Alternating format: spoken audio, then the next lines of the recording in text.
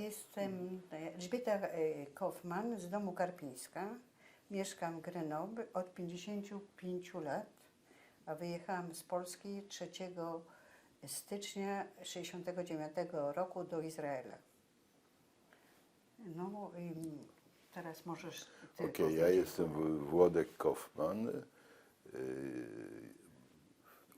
Używam w tej chwili Wlodek Kaufmann, ponieważ Włodek nikt na Zachodzie nie wymawia, więc i oficjalne imię mam Wlodek Kaufmann też. No, wyjechałem w 1969 roku w czerwcu i od tego czasu wyjechałem do Francji bezpośrednio, bo dostałem stypendium we Francji i od tego momentu mieszkamy praktycznie razem we Francji. To jest więc w Grenoble. Ja jestem naukowcem, pracuję na uniwersytecie, a w zasadzie w CNRS-ie, to jest coś w rodzaju PAN-u francuskiego. No i pracuję tam już od wielu lat. Teraz już jestem profesorem emerytem, ale nadal jeszcze pracuję. No i pracuję też w Polsce od 13 lat w Centrum Badań Kosmicznych. I to jeszcze się nadal wszystko kontynuuje, więc to jest powód, dlaczego przyjeżdżamy tutaj z dosyć dużą częstotliwością.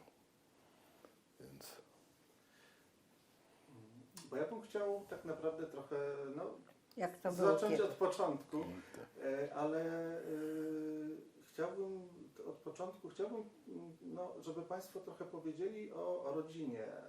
W ogóle To zaraz ja powiem.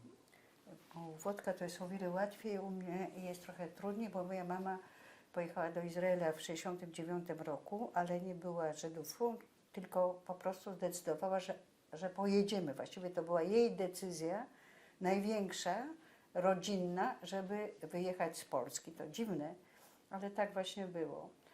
Więc tak jak już powiedziałam, pochodzę z małżeństwa mieszanego. Mój tata się w czasie wojny chował się w Polsce, nie wyjechał do Związku Radzieckiego jak większość Żydów, którzy przeżyli. I potem ożenił się z Polką i właściwie cała rodzina jakaś tak była, że wymieszana rodzina mojej mamy, że nie było żadnych problemów, żeby przyjąć tego zięcia żydowskiego do rodziny. Moja mama mieszkała w Tomaszowie Lubelskim i tam mieszkała właściwie na pograniczu, gdzie była, to nie było getto, to była dzielnica żydowska i dzielnica ta polska i mama miała bardzo dobre stosunki z tymi sąsiadami i właściwie bardzo jakoś jej wolała nawet być w towarzystwie żydowskim niż polskim. Dla niej to była jakaś taka normalność później, że wyszła za Żyda, powiedzmy sobie. No i potem 68 rok, oczywiście to był wstrząs dla wszystkich, a zwłaszcza dla mego taty. Mi się wydaje, że mu się wszystko przypomniało, to co było w czasie wojny, jak on się ukrywał.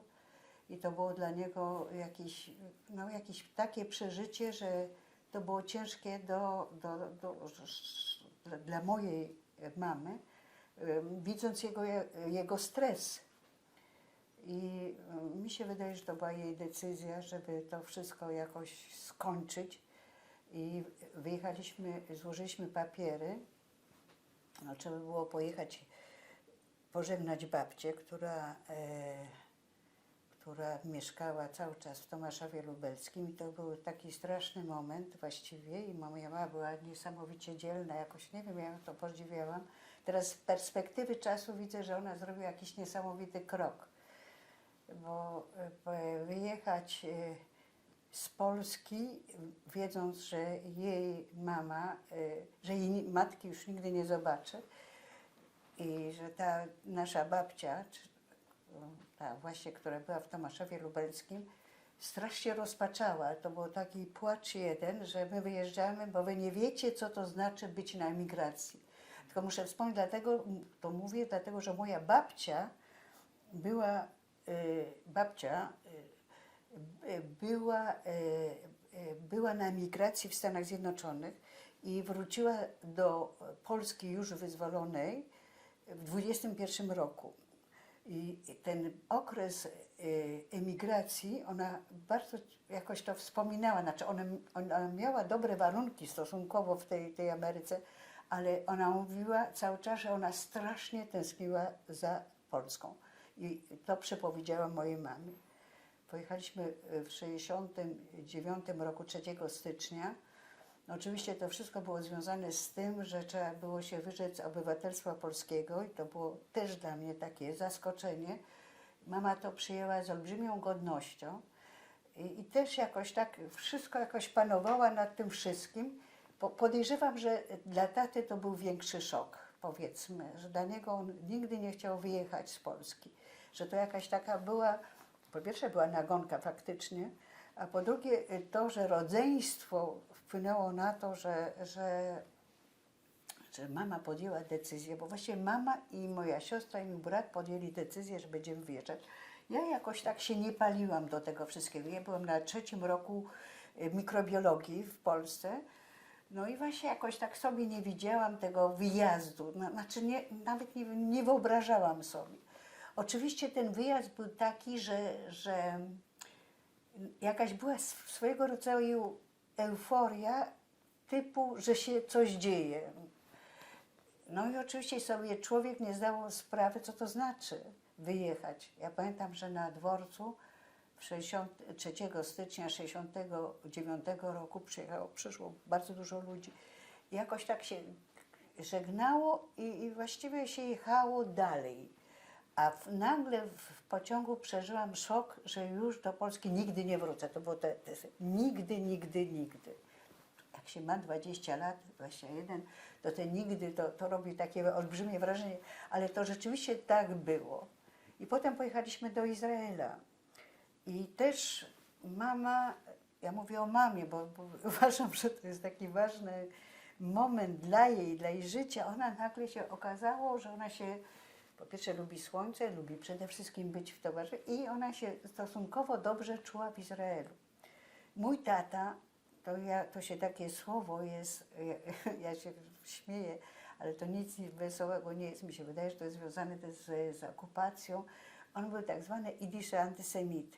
To znaczy, że on nagle się poczuł jakoś niezbyt w tym towarzystwie żydowskim, jakoś ciężko mu było to przyjąć, że on się znalazł w tym żydowskim kraju. No nie wiem, tak ja to tłumaczę teraz.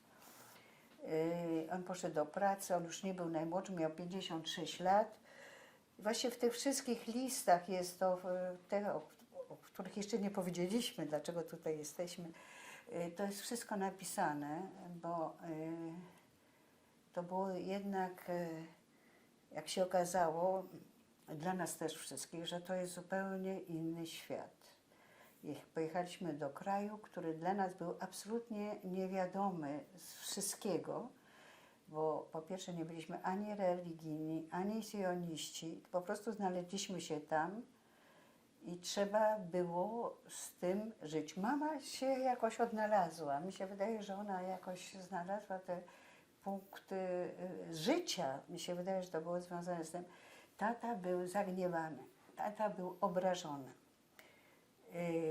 Odnalazł wszystkie osoby, które znał przedtem w Polsce. Wylądowaliśmy w Herzlii i właściwie przyjechaliśmy do Herzlii mniej więcej tydzień potem, bo jakoś tak się od razu przyjechaliśmy z lotniska do Herzlii. Zaproponowano nam to mieszkanie i to było zupełnie w Pardesie. To nie było jakieś takie mieszkanie. Po grodach, to była wieś. To była wieś, wtedy była wieś. Kumkały żaby. To wszystko wypadało bardzo dziwnie, bo mamie się wydawało, mówię cały czas o mamie, że ona trafi gdzieś do jakiegoś innego. W ogóle nic sobie nie wyobrażaliśmy, jak to będzie, ale trafiliśmy na wieś. I tu nagle się zrobił taki jakiś moment. Teraz to jest duże miasto. Teraz w ogóle nie ma, tego domu zresztą nie ma. To jest po prostu kumkały żaby, to była zima. W związku z tym pardesy były wspaniałe. zapachy też idące z pola, bo były niedaleko kibuce, też były takie.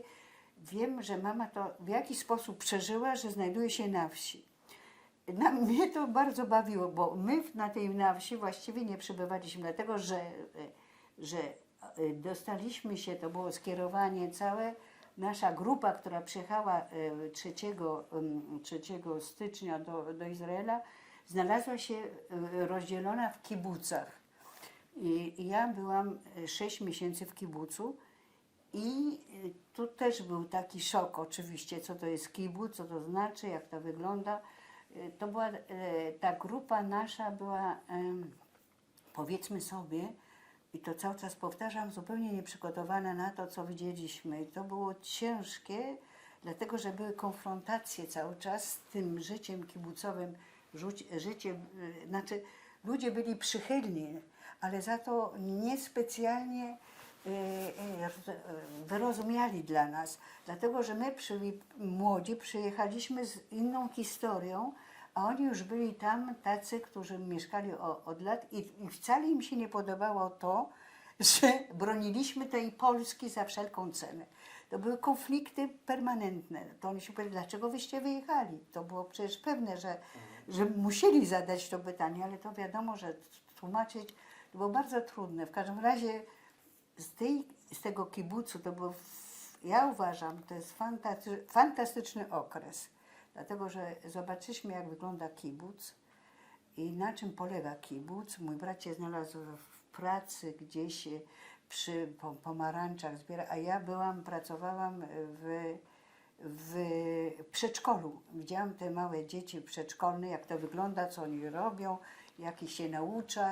Wszystkie dzieci jeszcze spały razem i sprzątałam później, dlatego, że one były w nocy te prześcieradła były zawsze mokre, czyli musiałam to zebrać. Ja byłam taką pomocą, ale mi to bardzo pomogło, bo się stosunkowo szybko nauczyłam hebrajskiego.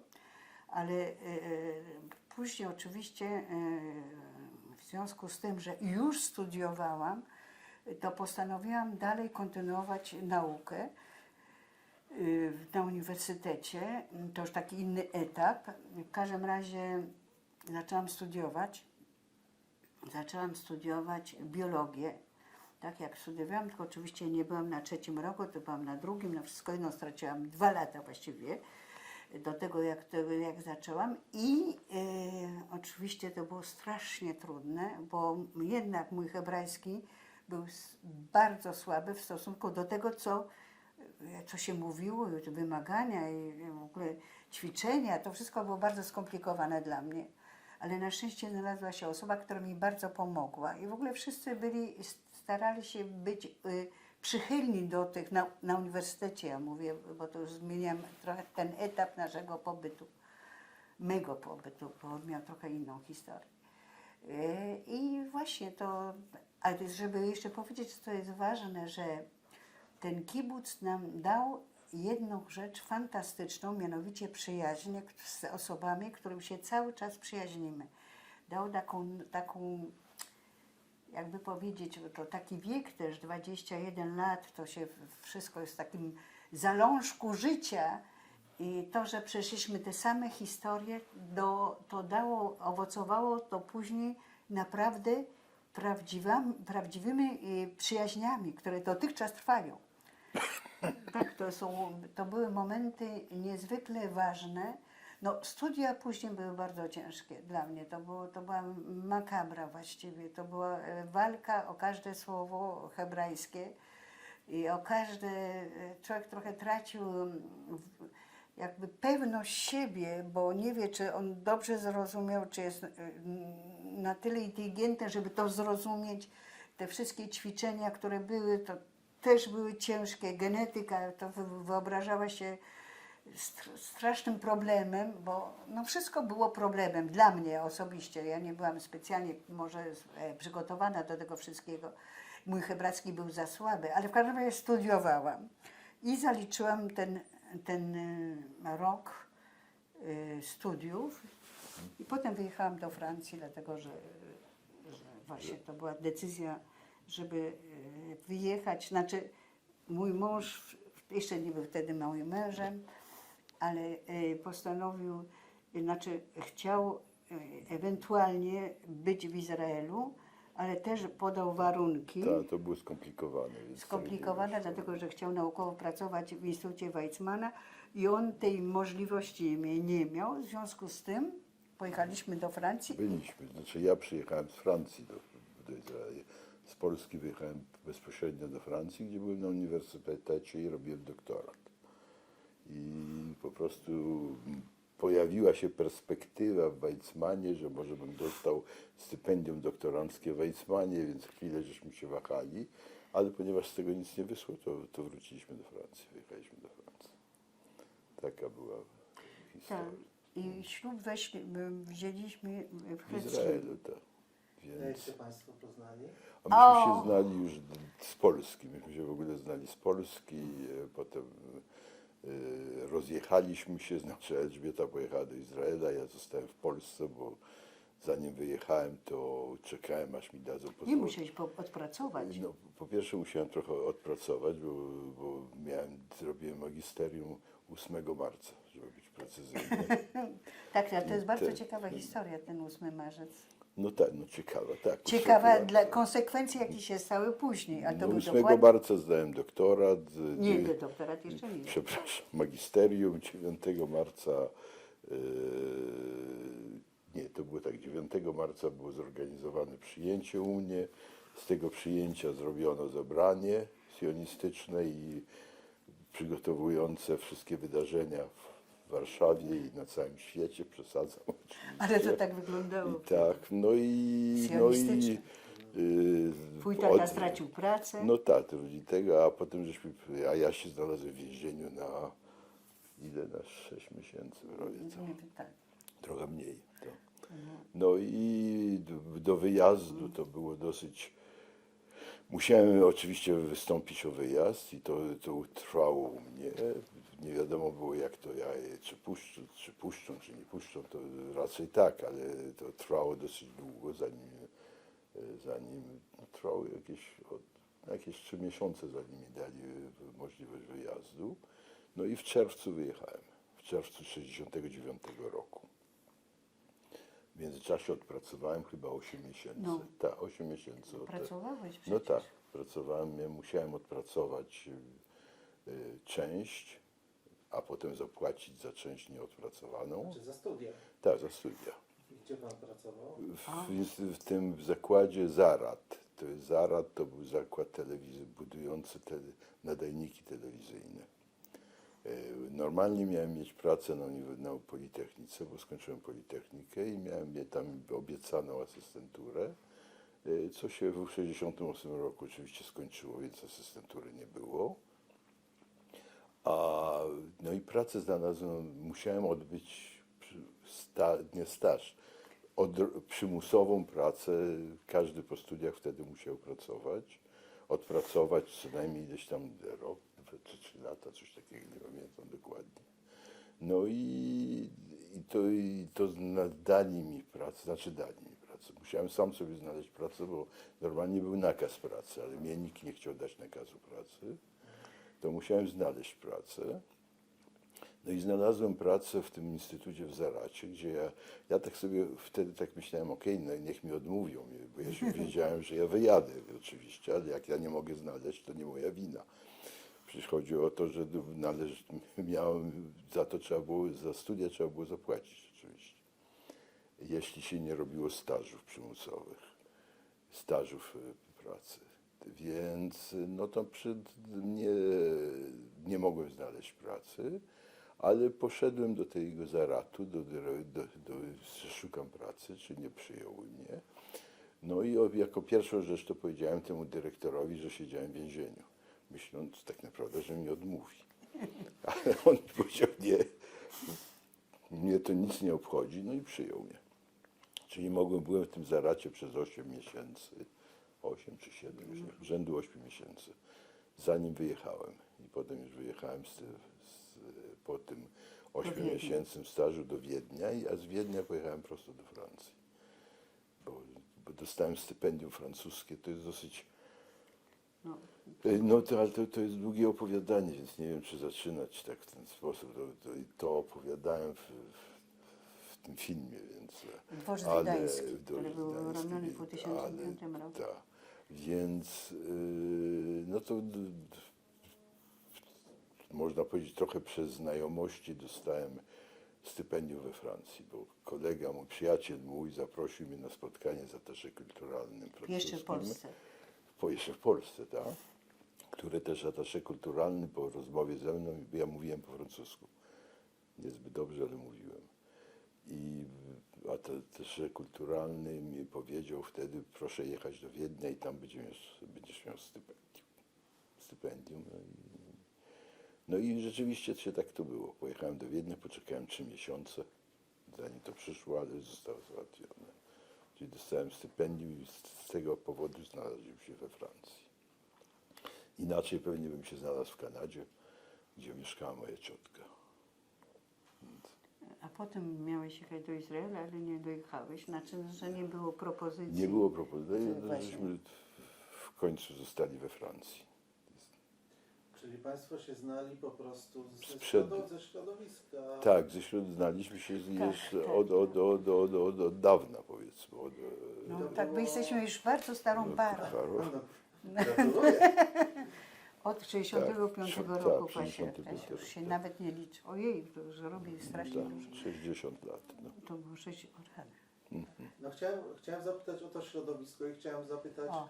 o to no, w tym okresie przedmarcowym jak Państwo odczuwali swoje żydostwo po prostu tutaj w Polsce.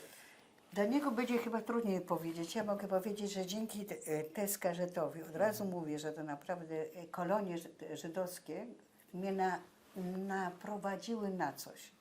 I to jest dziwna rzecz. Znowu powiem o mojej mamie, dlatego że mój tata uważał, żebyśmy nie mieli żadnego kontaktu właściwie z tym środowiskiem żydowskim.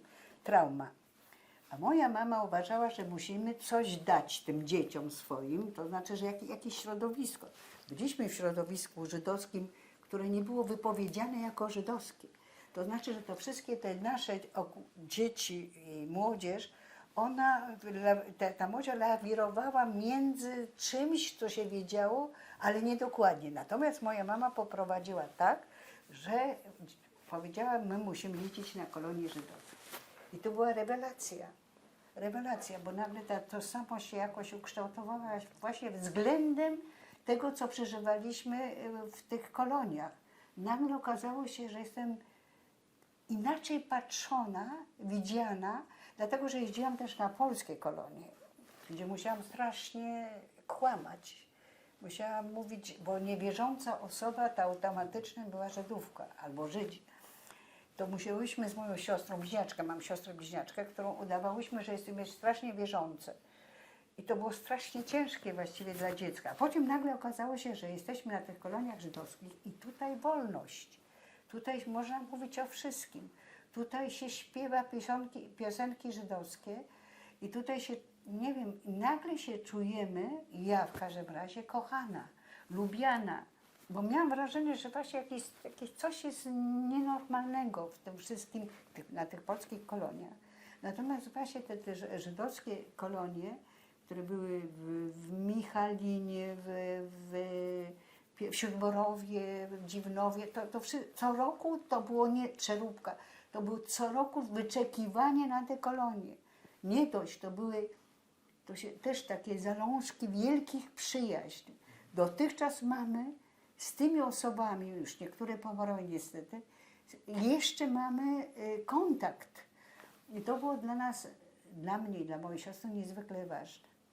W jakiś sposób tata to zaakceptował. On nie miał nic w tym momencie do powiedzenia, bo my, młodzież, mój brat też, mój brat jest starszy od nas 20 miesięcy, to naprawdę mój brat i 2 siostry.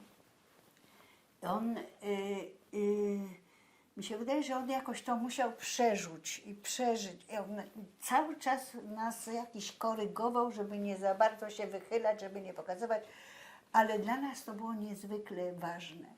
I właśnie w ten sposób ja poznałam, wtedy oczywiście śpiewało żydowskie piosenki, miało się kontakty w Teskarzecie, bo Teskarzet był bardzo otwarty, były różne konferencje, były różne zabawy. Były zabawy, to były potańcówki.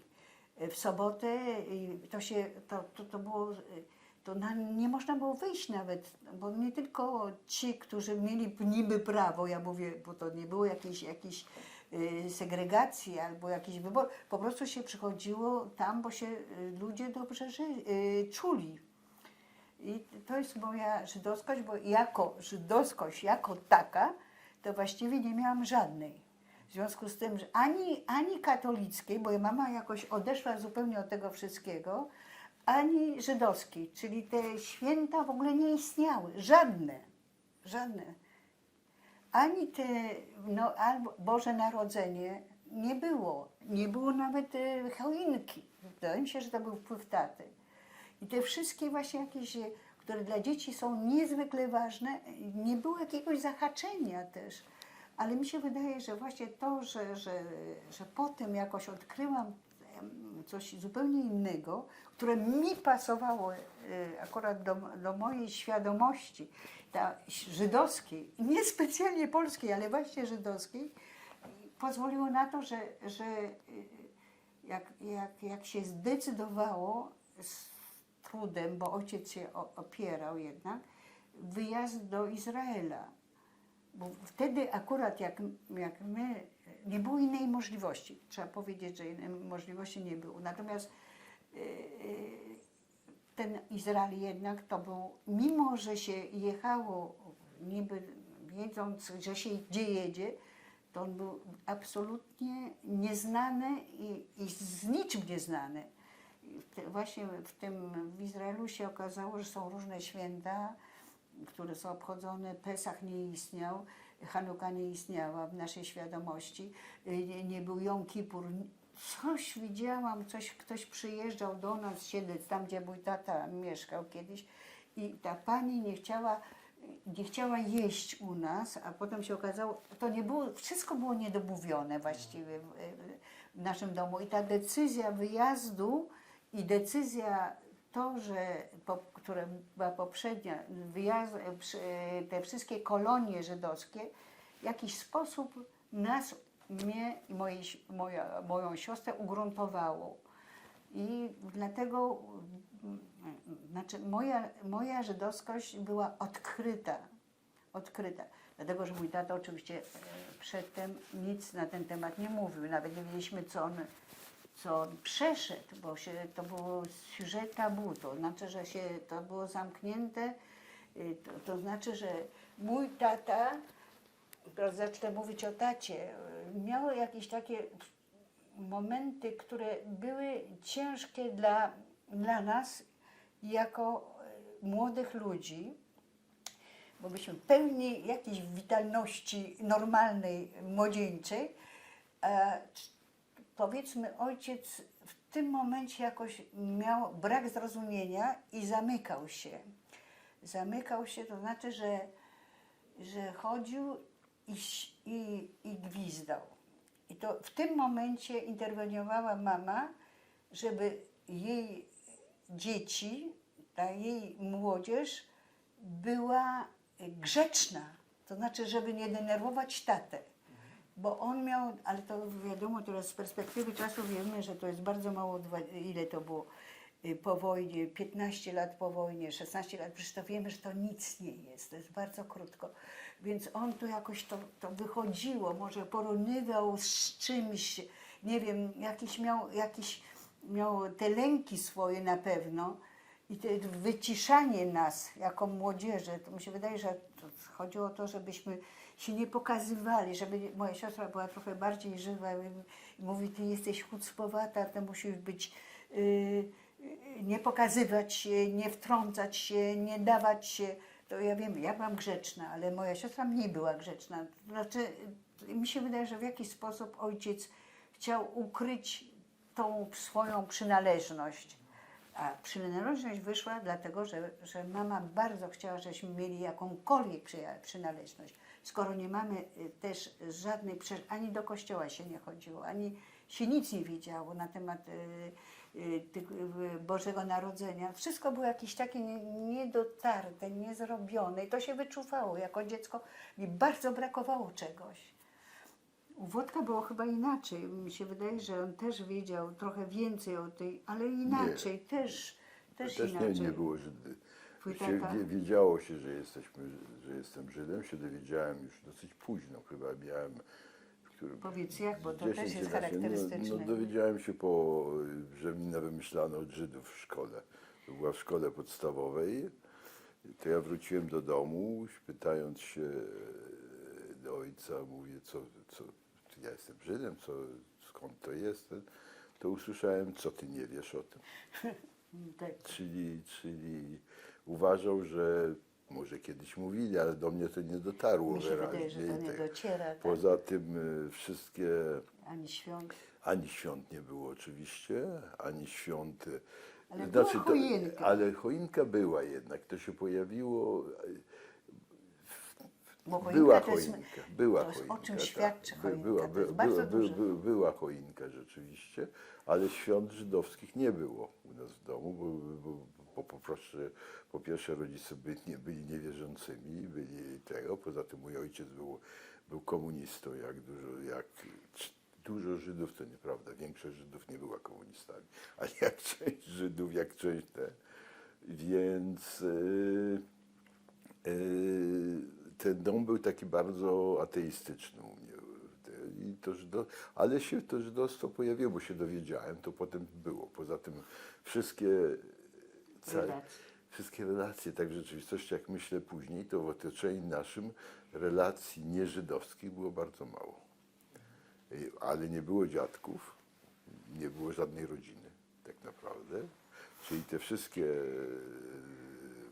przyjaciele rodziców, te ciotki dla mnie, które były ciotkami, to były ciotki przyszywane, ale to było towarzystwo takie bardzo, bardzo żydowskie w rzeczywistości.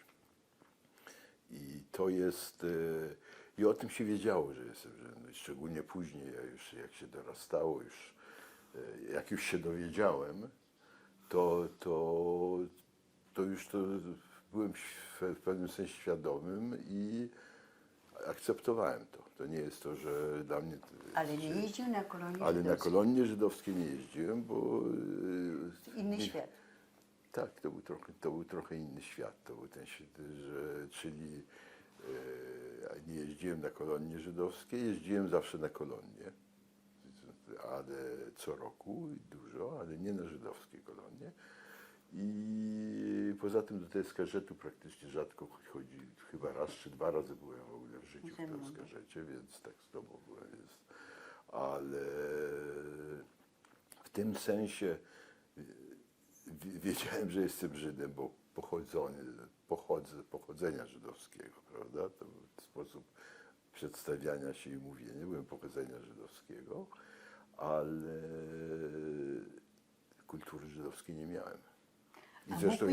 I zresztą jej teraz też nie mam. Mógłbym mieć, gdyby moja mama się zdecydowała ją przekazać, bo mój ojciec też jej nie miał tak naprawdę. Ale twoja mama? Ale mama tak. Ale mówiła po żydowsku. I mówiła też po żydowsku. Więc, najpierw mówiła po niemiecku. Też mówiła po niemiecku, ale okazało się później, że mówi dobrze bardzo też po żydowsku, czego nie przekazywała po prostu. Bo pochodziła z takiej drobnomieszczańskiej rodziny żydowskiej, która została z Pińska, która została zabita cała w czasie wojny, prócz mojej mamy, która przeżyła dlatego, że była w Rosji, w Związku Radzieckim. Ale moja mama skończyła polską szkołę, polskie liceum, miała maturę polską przed wojną. Gimnazjum. Gimnazjum i maturę. Więc tu już było, ta integracja była dosyć posunięta w tej rodzinie mojej mamy, ale też była raczej, chyba dziadek, co prawda te zdjęcia, które mamy dziadków, to on jest tak ubrany, że on nie jest religijnym Żydem. Nie. Jak się na ubranie, jak się patrzy na jak ale jest bardzo ubrany. mało też zdjęć. No tak, ale To jest więc... Jest jeden list twojej babci po żydowsku napisane. No To tak. nie jest oryginał, No tak, który ja chciałam przekazać tutaj, ale to nie jest oryginał, to jest przetłumaczony na żydowski. Więc żydowskiego, tak. to jest bardzo, bardzo taki wstrząsający No ten, bo to ten jest- list, jak twoi rodzice wyjeżdżali. Się żegnają i Żegnają. mówią do mojej... Te wszystkie pożegnania były do straszne jednak. jak uciekają z Pińska, bo Niemcy idą, i tego to mówi, szczęście. uciekali z Pińska, to napisali do rodziców, do babci i dziadka, żeby z nimi uciekali, bo idą Niemcy, żeby wszyscy uciekali. Ale oni woleli zostać, bali się Rosjan, nie chcieli pójść do Rosji, bali, więc I właściwie- nie przypuszczali, dlatego zginęli wszyscy. Ale nie wiadomo jak nawet.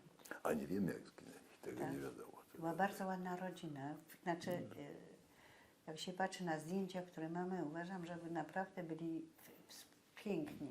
Piękna rodzina, piękni mężczyźni, No piękna mama też tak bardzo jakaś, w tym momencie te wszystkie zdjęcia, dlatego, bo jestem w trakcie układania wszystkich zdjęć, to ja mam misję, lista teraz zdjęcia, żeby nie baliły się, żeby nie przeszkadzały, żeby je ułożyć w albumach. One muszą być w albumach. Więc przeżyli. I teraz twoja mama była tak słoneczna, nie wiem jak powiedzieć, taka była, miała jakiś taką serdeczność w wyrazie twarzy.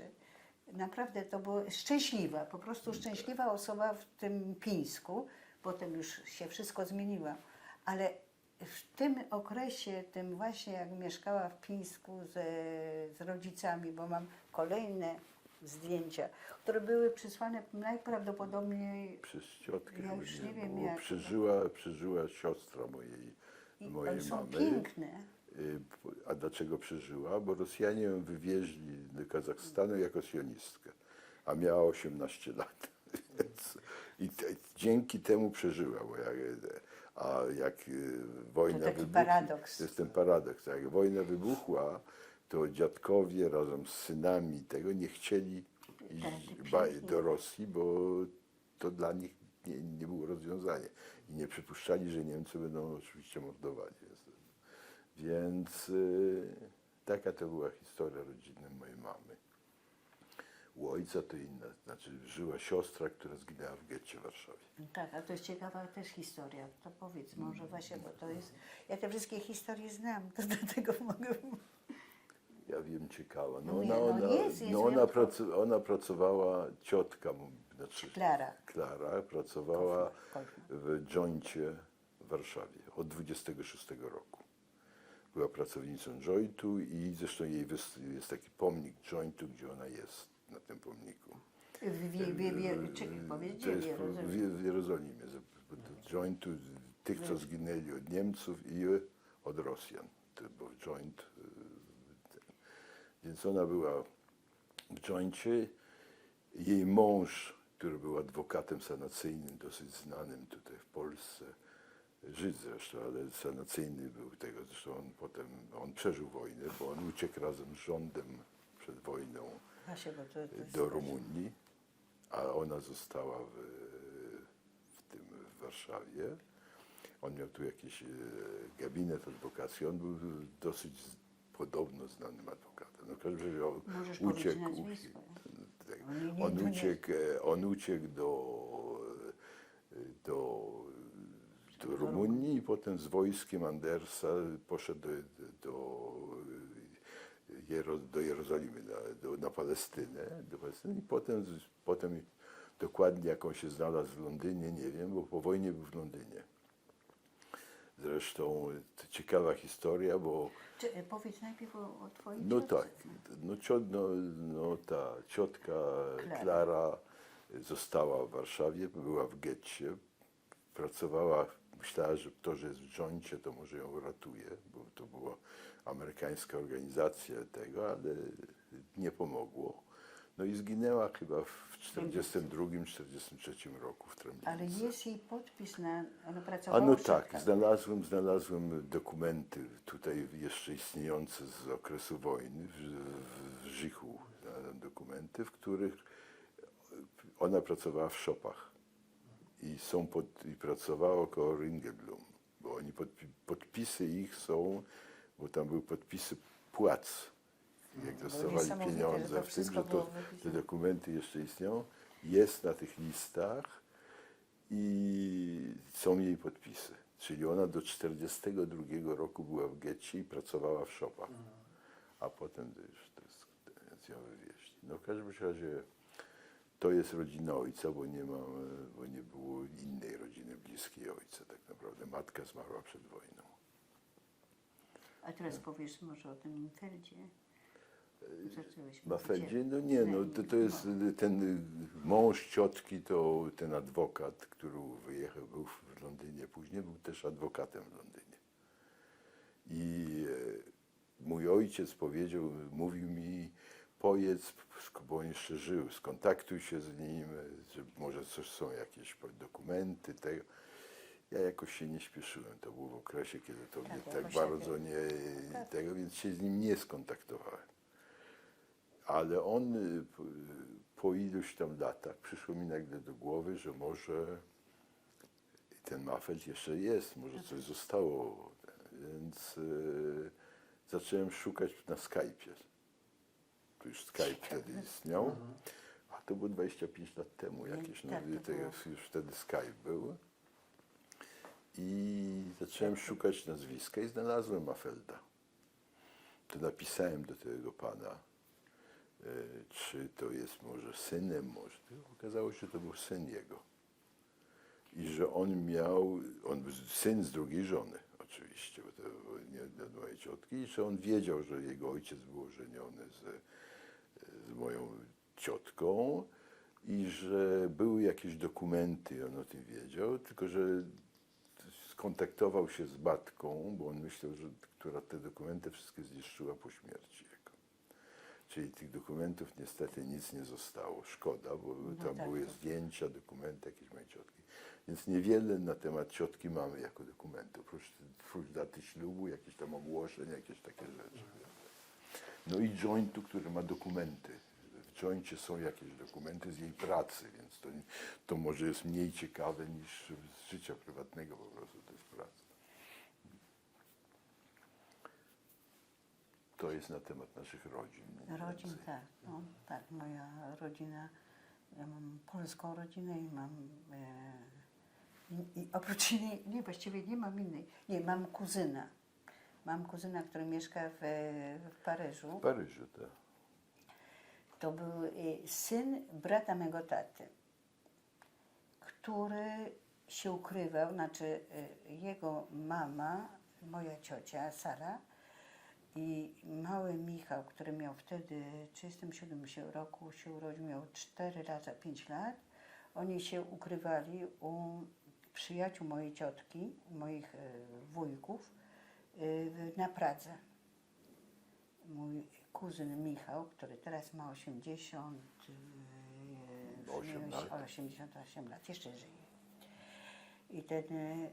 I mój wujek też ukrywał się i właściwie mieli szansę na przeżycie, dlatego że nie wpadli, to była już historia przyjaźni też przedwojennej, ukrywali się właśnie u ludzi, którzy byli niezwykle przychylni i zaopatrywali pomogli im całkowicie.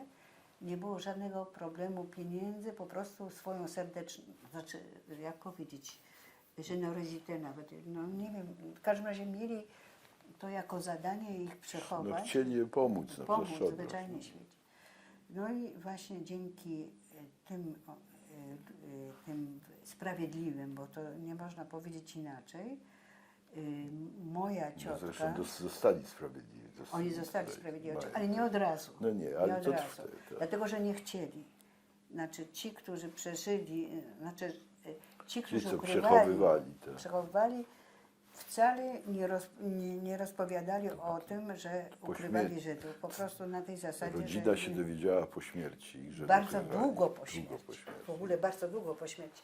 Ale wszystko jedno, to wracając do tych ludzi, to zwyczajnie w świecie na Pradze moja ciocia, Sala i jej syn został przechowany i mój tata, natomiast mój tata się ukrywał w bardzo różnych miejscach, a na koniec się ukrywał, właściwie zrobił sobie dobrą kękartę,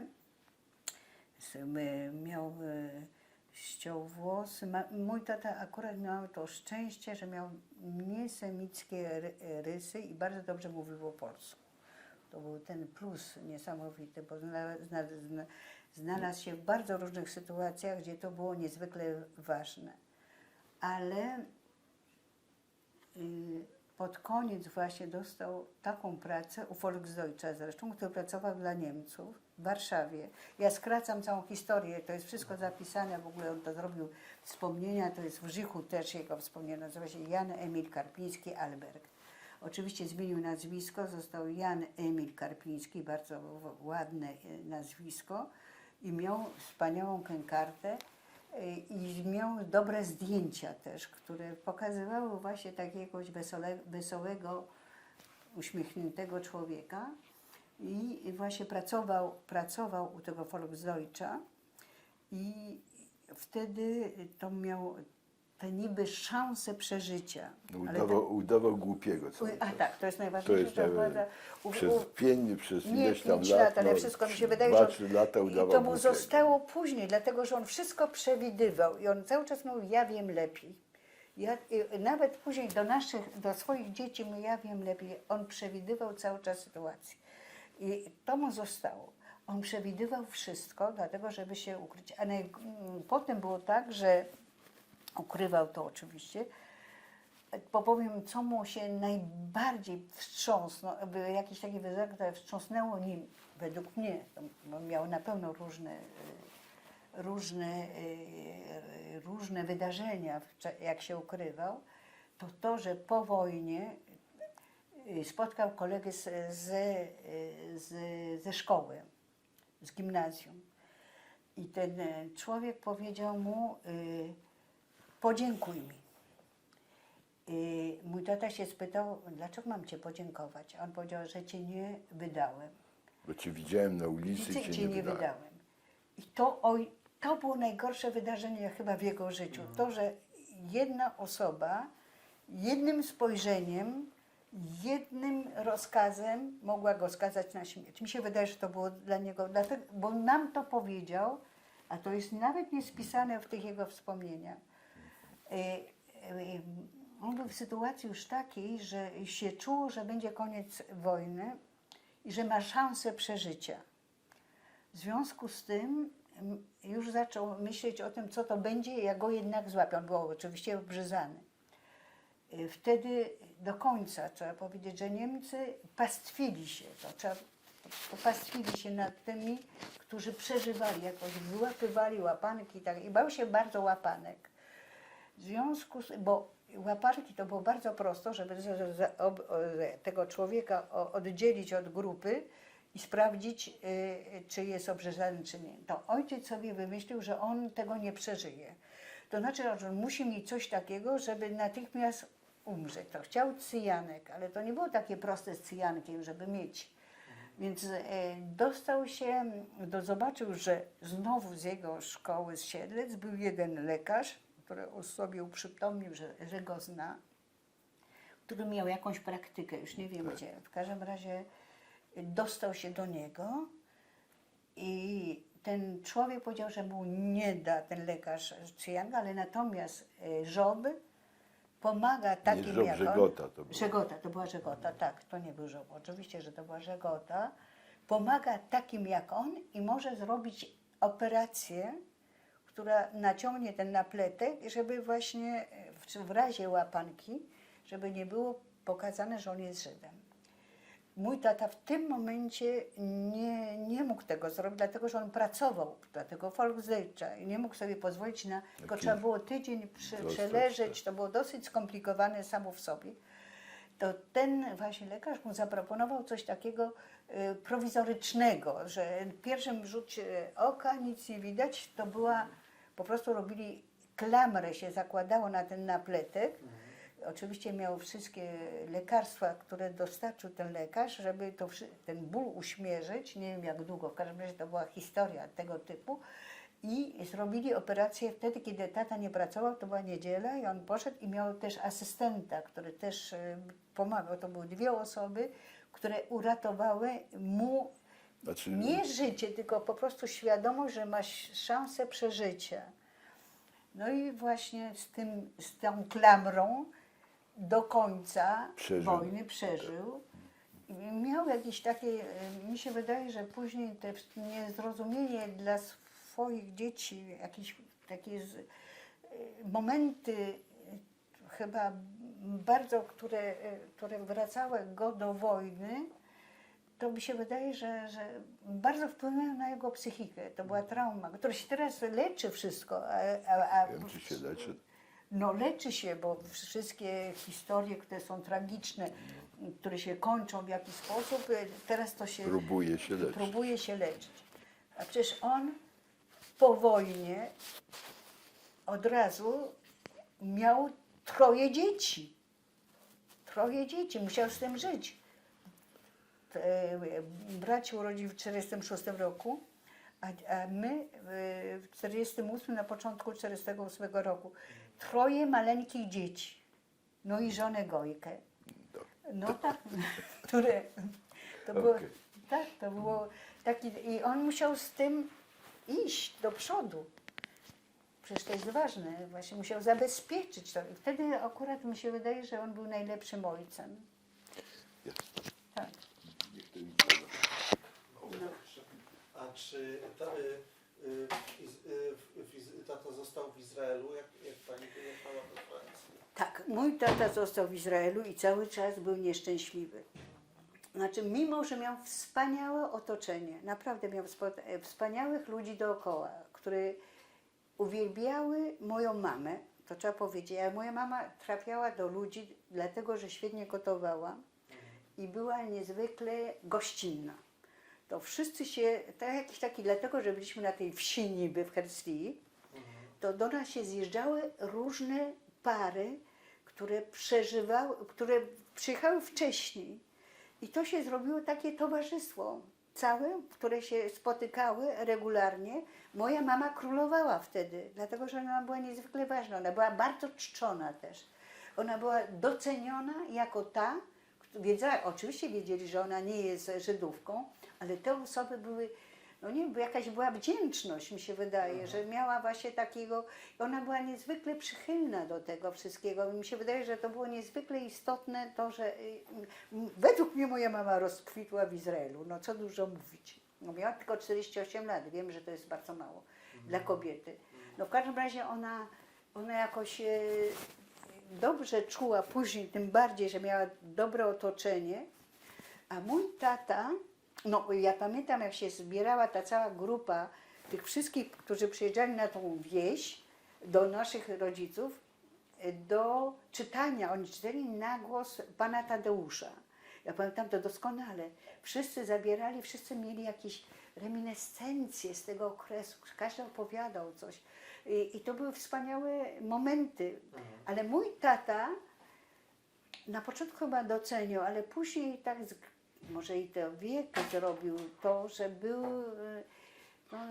no jakby powiedzieć, no po pierwsze zaczął pracować faktycznie, tak jak w Polsce miał na pół etatu pracował w Naczelnej Organizacji Technicznej, bo zrobił technikum w 1956 roku, technikum optyczne.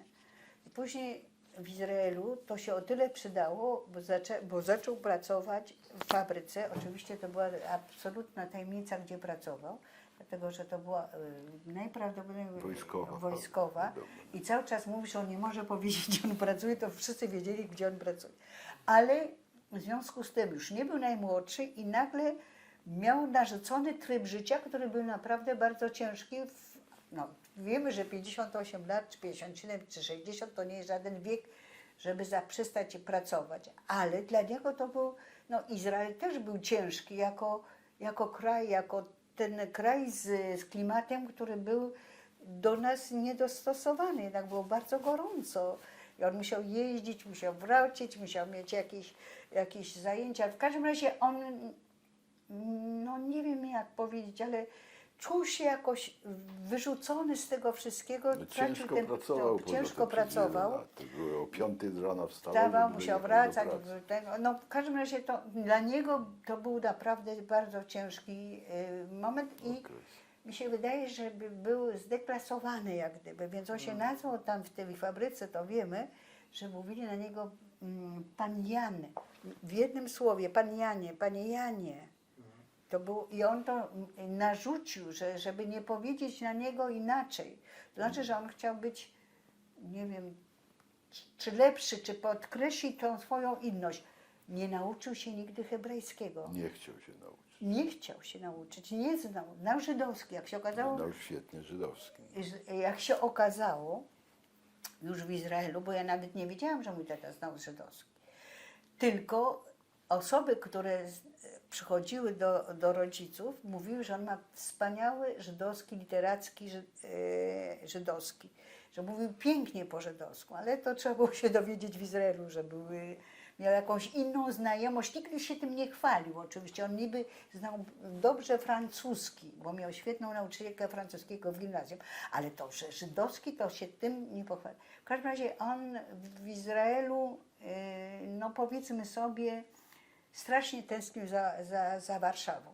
To było takie dla niego, to, że właśnie taki był trochę odrzucony, cierpiał. Mi się wydaje, że to było to autentyczne cierpienie.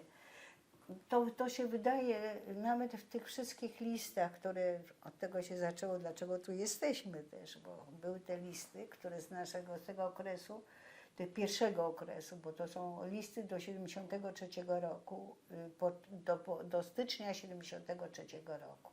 A od kiedy? A Może powiedzmy o tych listach. od kiedy pierwszy list, To jest chyba z 30. zaraz, nie, bo są listy i listy, bo są oryginały. Ten najważniejszy oryginał, od tego się zaczęło, który zaczęłam spisywać, to jest list jego mamy z 39 9 roku, tak. miłosny do jego taty. Wtedy się wzruszyłam i polubiłam bardzo moją teściową. W tym momencie. Dlatego, że się odezwała. Przepraszam, że przerywam. Kiedy To pani był- zobaczyła ten list? Ty zobaczyłam, ty przywiozłeś Po śmierci rodziców. zaraz musiałem- o tych listach teraz powiem, bo to jest ciekawe, tak. jak to się stało. Więc tak, po śmierci rodziców Włodka, Włodek przywiózł pakę listów, które były zupełnie nieułożone. Między innymi ten bardzo ważny list, który przepadł. Od razu mówię, że przepadł. I to było dopiero w 2000 roku. W 2000. Po 2000. To Po był 2000. jeden pakiet listów. Drugi pakiet listów było po śmierci moich rodziców. To znaczy, że mój tata miał, chyba ja mam po nim, jakiś problem, znaczy nie żaden problem, właśnie jakąś misję chronologiczną. To znaczy, że każdy list, który przychodził, wszystkie listy, były ułożone dokładnie, chronologicznie, latami, podpisane, kiedy dostał, kiedy był wysłany, kiedy przyszedł, to wszystko jest spisane. I w związku z tym, ja ten mój skład listów, bo to była teka cała, przywiozłam do Grenoble. Teraz my z naszej strony też zbieraliśmy listy, właściwie nie wiadomo po co, ale tak jakoś nie mogłam wyrzucić, ja w ogóle mam problemy z wyrzucaniem tego rodzaju ani listów, ani zdjęć. Nie mogę się, uważam, że one o czym świadczą. W związku z tym mieliśmy tak trzy źródła listów. I ten pierwszy list, który ja znalazłam, oczywiście szukając tak od tych rodziców Włodka, znalazłam ten karteluszek, to był karteluszek i zaczęło się: Sasza, jak ja Ciebie bardzo kocham. No coś takiego dostać, to się człowiek wzrusza, to wiadomo, że to było coś wzrusza. Na takim ciupeńkim kawałeczku papieru z 1939 roku, tak jak on się znalazł w Pińsku. I od tego zaczęłam szufladkować te wszystkie listy, układać je I nagle to się zrobiło coś bardzo ciekawego i te listy, bo są listy, które są pisane, to ten pierwszy, potem był ten straszny list, ale to już była fotokopia, która była później, wysłana z Kanady jego tak. babci po żydowsku, który był przetłumaczony z żydowskiego na polski przez Natalię Krynicką. Natalia Krynicka, która była w Paryżu. Ale pan może nie Tak, ale powinien to jest powiedzieć, ważne. kto to jest Natalia Ja nie wiem, Krynicka. także... Natalia Krynicka to jest osoba, która pracuje w Medem. Nie wiem, czy pan coś mówi. Medem to jest taki dom żydowski w Paryżu. Jest nauczycielką żydowskiego, to jest córka Ryszarda Krynickiego. Tego poety polskiego. Poety. Tak, żeby powiedzieć tak, ale to było przetłumaczone. To jest mała wstawka, to jest bez znaczenia na później. W każdym razie to są te listy, które potem były napisane z Rosji, jak rodzice wyjechali jego. Następne listy. były Następne teraz, tak. listy. I te listy są, to już oryginały, które ja dałam, bo ja to wszystko zaczęłam spisywać, bo uważałam, że one muszą być spisane. Nie wiem dlaczego jakoś miałam taką misję, że nie można ich tak zostawić. W związku z tym, po pierwsze te listy, każdy ten list był odszyfrowany, dlatego że pan wie jak to jest z listami, trzeba charakter osoby, która to pisała, żeby to odczytać, to trzeba trochę czasu, bo nie wszystko się łatwo, to jest pisane, to nie jest druk.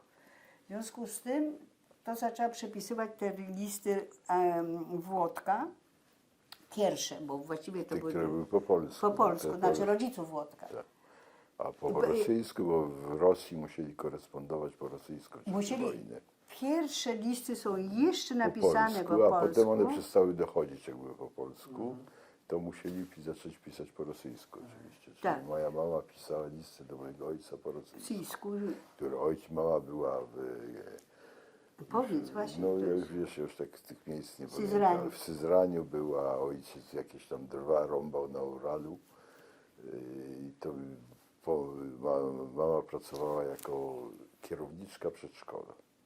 A ona miała wtedy ile lat? Wtedy miała 20 lat. 21 lat kierowała przedszkole dla żłobek tego. Z tym, że ona była wykształcona, bo miała maturę. Czyli dlatego znalazła tą pracę, tam mogła pracować. A ojciec rąbał drzewa na Uralu. No. I to ona mu pomagała, są listy, gdzie ona mu wysyła pieniądze, żeby Tak, on to mógł jest, tak. jeść coś, bo tam były to były takie prace raczej, to nie był obóz, ale to były prace ciężkie. No i to są te listy, czyli musiały być pisane po rosyjsku. Tak, ja znalazłam osobę, która mi to wszystko, bo chodziło o to, żeby ja potem je spisywałam, te listy po rosyjsku, oczywiście ja nie mam czcionki, bym nigdy tego nie odczytała, w związku z tym osoba, która mi, to nie to, że tłumaczyła, tylko po prostu przepisała czcionką rosyjską i te listy są już właśnie, co powiedziała Monika, że one już są w tych wszystkich listach przepisane. A potem doszły te inne listy, które były pisane już po wojnie. Tak. Po wojnie, oczywiście po polsku, to były przede wszystkim pocztówki, które twój tata wysyłał twojej mamie, też spisane.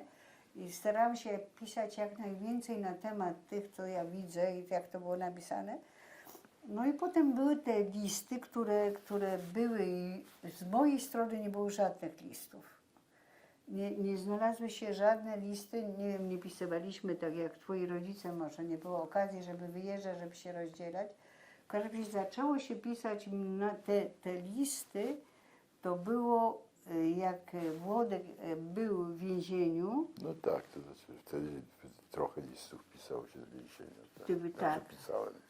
I to są te listy więzienne, które oczywiście są bardzo lakoniczne, to nie jest żaden tego. To Przechodziły cenzurę. Cenzury czasami tego, to był właśnie ten list. Potem przyszły te listy już związane z naszym wyjazdem do Izraela, a Migracją. w międzyczasie, i właśnie te listy są już bardziej zróżnicowane, dlatego że to są też listy od rodziny mojej, która została w Polsce i to właśnie, która nie wyjechała, chociaż mogliby wyjechać, i która, i mojej babci przede wszystkim. O, moja babcia pisała, tylko pisała, moja babcia pisała, miała znaczy miała, po prostu była inwalidką. dużego Reumatyzm stopnia. potem. Miała i samoukiem. Moja babcia, a babcia umarł. Tak, żeby panu powiedzieć, powiem, babcia umarł, właśnie. Tak, żeby w koligacji, niech sobie pan skojarzy z kimś. No właśnie. No wszystko jedno. To babcia pisała. Babcia pisała listy. No te listy są, no oczywiście to było czytanie i to przechodziło tak bardzo dziwnie, bo jej się powiedziało, że nie jedziemy do Izraela, tylko bo ona wiedziała, że tam się dużo rzeczy dzieje, ale ona wiedziała, że pojechaliśmy, ale one przychodziły z Francji, te listy od nas. I ona odpisywała oczywiście. I jak się okazało, o tym nawet nie wiedziałam, że te listy były też i do nas, jako młodego małego, a my jej bardzo pomagaliśmy. Tak. A już o tym To się się zapomina się. Tak. Zapomina się pewne, listy są niesamowite, bo one przypominają pewne rzeczy, których się w ogóle wyrzuciło z głowy, bo były wtedy dla nas nieistotne. Jak państwo pomagali? Jej pomagali? No, wysyłał się paczki. Paczki, lekarstwa. i takie- Lekarstwa natychmiast. To chodziło o to, żeby było właśnie, że i to było natychmiastowe, to było takim naszym, a trzeba powiedzieć, że jak byliśmy we Francji, to nie mieliśmy dużo możliwości, przypuśćmy, No tak, pieniężnych, ale jednak się pomagało i właśnie w tych listach jest to wszystko. W tych listach jest to wszystko i to jest dla mnie bardzo wzruszające, bo mi się podoba właśnie ten nasz gest. Że się nie pamiętało w ogóle. Nie pamiętało, że to nie było tylko to, że wyjechało się i się zostawiało wszystkich już. Ale żeby pan wiedział, ja zaczęłam studiować znowu na nowo w Grenoble i postanowiłam studiować od razu po przyjeździe, nie znając francuskiego. I to była właściwie decyzja, no teraz się patrzę na to, wiesz, to mi się wydaje, że absurdalna. Dlatego, że to była na nowo ciężka praca, żadna przyjemność być studentem zarówno w Izraelu i zarówno we Francji. Naprawdę to było bardzo ciężkie. To po prostu jakieś przemierzenie się z losem. To była walka o słowo. To była walka, żeby zrozumieć, gdzie się jest. Ja miałam manię, kupowało się Le Monde. No tak, uczyłaś się z Le Monde. No Le Monde, nie miałam pojęcia w ogóle, co tam jest. Ale powodem było, że nie było nas stać na zapłacenie kursów. Też, tak. Więc to nie jest francuskiego, więc musiałaś się uczyć Ja się uczyłam. w kontaktach z ludźmi, w kontaktach z tym. Tak. I na szczęście wpadłam akurat na ludzi, którzy mi pomagali. No co dużo mówić. Robili mi fotokopię z każdego wykładu. Robiłam biochemię, robiłam ciężkie przedmioty. Miałam fizjologię zwierząt to się nazywało. Wiesz, ja nie miałam pojęcia, jak się mówi po polsku, przypuśćmy przysadka, czy trzustka, czy coś takiego. Musiałam się tego wszystkiego nauczyć. Tak.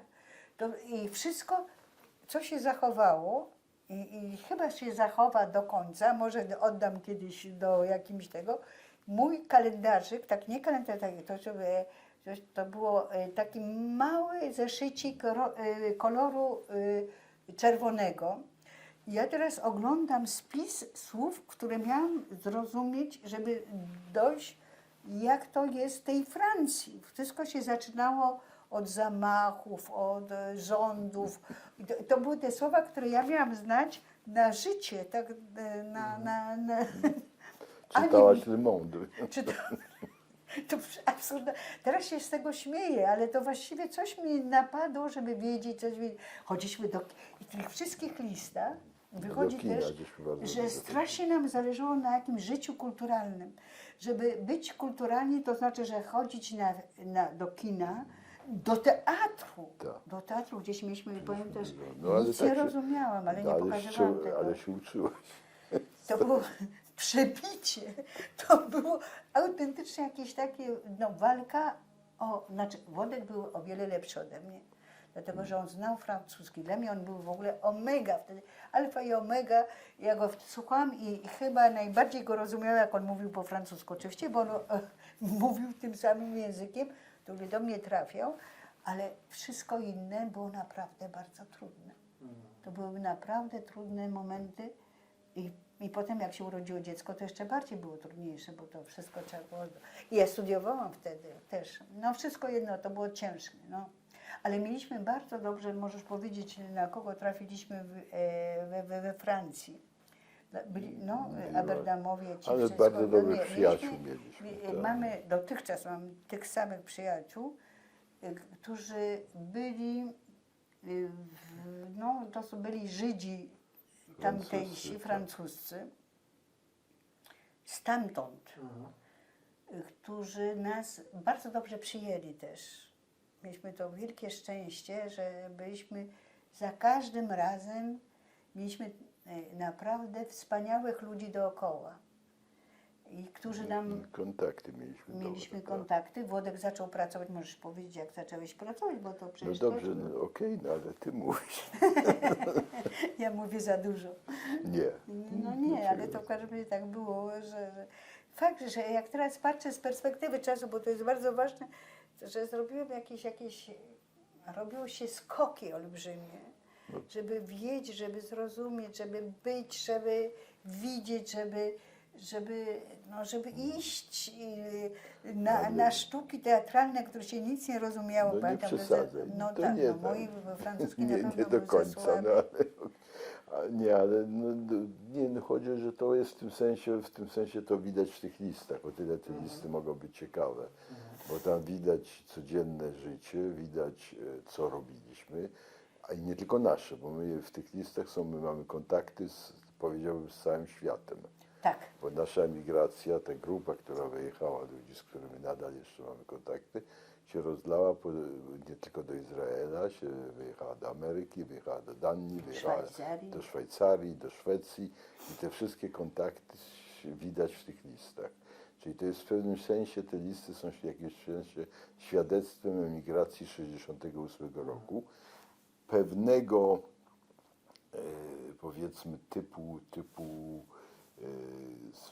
ludzi w tym sensie, bo to wszyscy byli studentami, wszyscy Tak, myśmy to się młodsi. kształcili, każdy próbował jakoś się urządzić, ale poprzez wykształcenie, i to widać w tych listach, bo one są różne kontakty, co ludzie robią, gdzie, w jakich krajach, jakie są różnice, jak inaczej przyjmuje się ludzi tu, inaczej tam. Więc to w tym sensie mi się wydaje, że one mogą być ciekawe dla jakiegoś historyka, który będzie oglądał to za ileś Właśnie tam tak się lat. zastanawiałam, dla kogo to może być ciekawe życie, Nie, jak no, ludzie to, chodziliśmy. absolutnie bardzo ciekawe, tak, no, bo to bardzo ciekawe. No, bo to może też nie są- bardzo, ale dla nas nie, był no, istotny. Bo to też, no to tak jak z pisaniem dziennika, a nie pamiętnika, że to jest pisane na bieżąco. Na tak? bieżąco. To jest odzwierciedlenie bezpośrednie po prostu tych jakiejś, no tej rzeczywistości, w której Państwo byli. Bo ja chciałem dopytać, Pan wyjechał sam. Tak, ja Czy wyjechałem Pana sam. rodzice zostali Moi w Polsce? Moi rodzice zostali w Polsce, bo mój ojciec uważał, że nie ma co wyjeżdżać z Polski. Nie chciał wyjeżdżać. Moja mama by chętnie wyjechała, ale ojciec nie chciał wyjeżdżać. Mój brat też został w Polsce i jeszcze żyje, więc jest w Polsce i przeżył cały okres tego. Zresztą był w opozycji, ale to już jest inna historia. A ja wyjechałem sam. Bo uważałem, że powinienem wyjechać. Nie chciałem zostawać, nie widziałem żadnej perspektywy w Polsce. I ten kontakt z rodziną to właśnie Kon- to są część tych Tak, listów jest tak, część, jego jest rodzice- z Polską. Z Polską. Z moim bratem, są na listy z moją bratową. Tak, Te one wszystkie są- kontakty, jak się coś wyjazdy, jak próbowało się, żeby ona wyjechała, czy nie wyjechała, nie dawali nie dawali paszportu, nie dawali wyjazdu.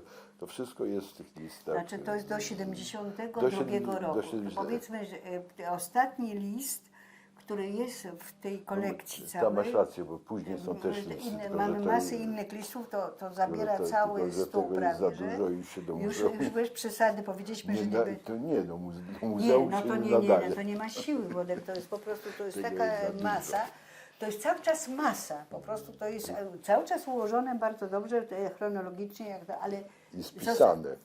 stwierdziliśmy, że najciekawsze dla Polin będą listy z tego pierwszego okresu, dotyczące też tuż przed wojną, który niestety ten kawaluszek się gdzieś tego, ale jest spisany. I ten pierwszy, ta motywacja tego wszystkiego, tego spisania, to był właśnie ten pierwszy list miłosny Włodka mamy do swego taty. Jeszcze był wtedy, nie był jej mężem. Uważam, że i to był ten deklik, jak się mówi po francusku, że muszę to spisać. To było coś takiego dla mnie rewelacyjnego, że to musiało pójść do przodu. Później te listy, oczywiście, to się zbierało. Nie wiem, czy są absolutnie wszystkie listy, bo to były też wrzucone... Pewnie część zginęła, tylko Część tego nie zginęła. wiesz, W każdym razie zawsze są odpowiedzi. Zaraz od razu powiem, że każdy list był niezwykle ciekawy, ale zawsze się łączyło z tym, że trzeba odpisać. To trzeba odpisać. Jego rodzice byli niezwykle wymagający. To znaczy, że żądali, żeby było pokazane całe nasze życie, co ja uważałam, że my możemy mieć prawo do naszego intymnego życia. No, Nie to są- się o intymne nie chodzi o intymne, ale że to nie powinno się aż tak dużo pisać. Ale oni wymagali, oni w tych listach prosili, żeby było, co robimy, już wiedzieli mniej więcej, jakie są też relacje między innymi, znali naszych znajomych, bo przyjechali przecież. To też był problem, bo oni stwierdzili, że oni muszą przyjechać wtedy, kiedy my byliśmy w ogóle nie w stanie ich przyjąć. Dobrze, okej. To jest moje zdanie. To tak było. Ale No. w którym roku to było? W 71. Mogli, bo ich wypuścili, pozwolili im pojechać. Mama tłumaczyła Włodka, że jak dostali tę możliwość wyjazdu, to trzeba było skorzystać, bo nie wiadomo, czy później dadzą. Ale to był jednak taki moment, który dla nas, jako pary młodej, bez możliwości wielkiej przyjęcia, to był problem. To był autentyczny problem, dlatego że Włodek No dobrze. jest... Nie, powiem tak, to nie musi być później w tym... Ale dlaczego powiem? Dlatego, że Włodek stwierdził, że musimy za tyle, ile on ma, to musimy przeżyć z rodzicami, którzy mieli inne jednak podejście do jedzenia, do obiadów i tak dalej. Więc byliśmy, pamiętam, w sklepie i powiedział, chyba 50 franków wystarczy dla nas wszystkich. To było niemożliwością. To było pewne, że nie będzie wystarczało. Ale mieliśmy fantastycznych przyjaciół. Już wtedy, którzy są jeszcze dalej naszymi przyjaciółmi, że oni nam bardzo pomogli. Dlatego, że mieliśmy, oprócz tego, że nie mieliśmy dużo pieniędzy, to nie mieliśmy też i mieszkania. Gdzie mieszkać, to. A rodzice Znaczy myśmy mieli, ale przyjąć to nie. to było, No tak, trudno. No. Więc, ale właśnie nasi przyjaciele oddali nam nasze swoje mieszkanie, które było bardzo duże, w centrum Grenoble. I inni przyjaciele też oddali swoje mieszkanie, tak że myśmy mogli mieszkać właściwie niezależnie, już nie pamiętam dokładnie, jak to było w tym mieszkaniu naszych przyjaciół. W każdym razie wyszło bardzo dobrze, z tym, że na szczęście nasi przyjaciele pożyczyli nam trochę pieniędzy. No tak, to jest. Wiadomo, że to było... Nie, i to było dla nas to było oczywiście, no powiedzmy sobie, nie było łatwe do przeżycia, ale udało się, a oprócz tego ja miałam egzaminy, które nie zdałam, bo nie mogłam zdać. I to było ciężkie, bo miałam poprawki. I ja musiałam się też uczyć tego francuskiego. Przyjechałam w 70 roku, w 71 roku, po pierwszym roku mego pobytu miałam egzaminy z biochemii, różne, 2-3, bo to były różna ta biochemia. I miałam, w związku z tym, że nie poszło mi tak, jak powinno innym pójść, miałam poprawkę i do tego się uczyłam i też było mi ciężko dzielić czas między rodzicami Włodkiem i mną samą. W związku z tym to nie był łatwy pobyt, ale i potem były, w związku z tym, że rodzice Włodka poznali nasze kręgi, oni już wiedzieli, jak i w tych listach dopytywali się, dlatego Te listy są. Tak. te listy są właśnie A najważniejsze. dlaczego to jest jakby przypadkowa kwestia, że one się kończą na 72 roku? To jest przypadek. To jest To, po bo, prostu, bo, to, czyli to, jest ona jest dalej ta korespondencja? cała tylko- korespondencja jest do końca, jest tylko, że z tego to nie jest dokładnie. Myśmy się pytali, mam wrażenie, że to tak bardzo, tych listów jest bardzo dużo i że to tak bardzo muzeum akurat, ja rozumiem, że pierwszy okres wyjazdowy interesuje muzeum, a poza tym reszta może nie. I dlatego, bo one są te listy, więc, Ale Bo nie to będzie- jest, Państwo przekazali 700, ja dobrze No, rozumiem? jak się myśmy- okazuje. Tak, żeśmy do 73 roku, bo to jest około 700 Nie, listów z tego tak, co... dokładnie. Do stycznia 73 Drodzy roku. Państwo, no oczywiście, bo to jest tak, my mamy w muzeum dwie kolekcje. Jedna kolekcja to jest kolekcja obiektów czy archiwaliów Tak. materialnych, a druga to jest kolekcja cyfrowa. I nie ma żadnego powodu na przykład, żeby w kolekcji cyfrowej, tylko że to jest oczywiście też praca, prawda? No tak. Ale może to nawet Wszystko Znaczy, jest ko- ko- pisane. zależy- Można Wszystko. wykonać, po prostu umieścić skany reszty tych listów, tak? No ale to ja rozumiem, tylko że te skany to jest ogromna robota, Ja bo wiem. tych listów Nie, są... ja wiem. Ale ile? Znaczy one są skopiowane, te One skopiowane. są wszystkie spisane Elżbieta wszystko spisała. Ale One, też po PDF. Tak, to wszystko jest spisane. Ja miałam coś w głowie, nie wiem co, bo to się cały czas dziwię. Chodzi o to, że nie dość, że są spisane. Ja narzuciłam sobie, że każda osoba miała swój charakter, mogłam wybrać sobie, kolor, ja od razu je widzę. Ja widzę te wszystkie listy, które idą kolorem i charakterem. Kto je pisał? No, To jest wszystko jak najbardziej no, że ułożone. jest to dokument, gdzie jest chyba 2000 stron, Aha. coś w tym rodzaju, nie wiem dokładnie Nie, ile, to, że w ogóle ale to jest, tego, to jest że... obłęd. Przekazała. To mi robiło olbrzymią Nie, przyjemność. to nie, zostało przekazane zostało co, ja już nie pamiętam. Chyba pierwszy okres. Bo ja myślę, znaczy to jest moje zdanie, ja myślę, że jeśli To jest może możliwe. być ten zbiór po prostu, on powinien być dopełniony nawet w tej formie On spisanej. istnieje cały, tylko że to jest potem, te listy to są rodzinne listy, dzieci rosną, dzieci studiują. Mi się wydaje, że właśnie i to w chodzi, że tym to sensie już to nie ma już tego jest, charakteru pionierskiego, bo jednak my wszystko zaczynaliśmy. Zaczynaliśmy w Izraelu, zaczynaliśmy we Francji, urodziło się dziecko, stwierdziliśmy, że na tym się zatrzymało. Na razie. zatrzymałam pierwsze dziecko. A bo potem to już są takie rodzinne listy,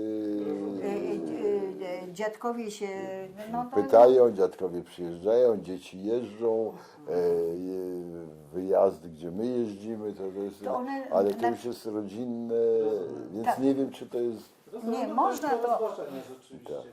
Chodzi o to, że nasze dzieci z tym nic nie mogą zrobić właściwie, dlatego że to są, nasze dzieci oni mówią po polsku powiedzmy, ale na pewno nie czytają.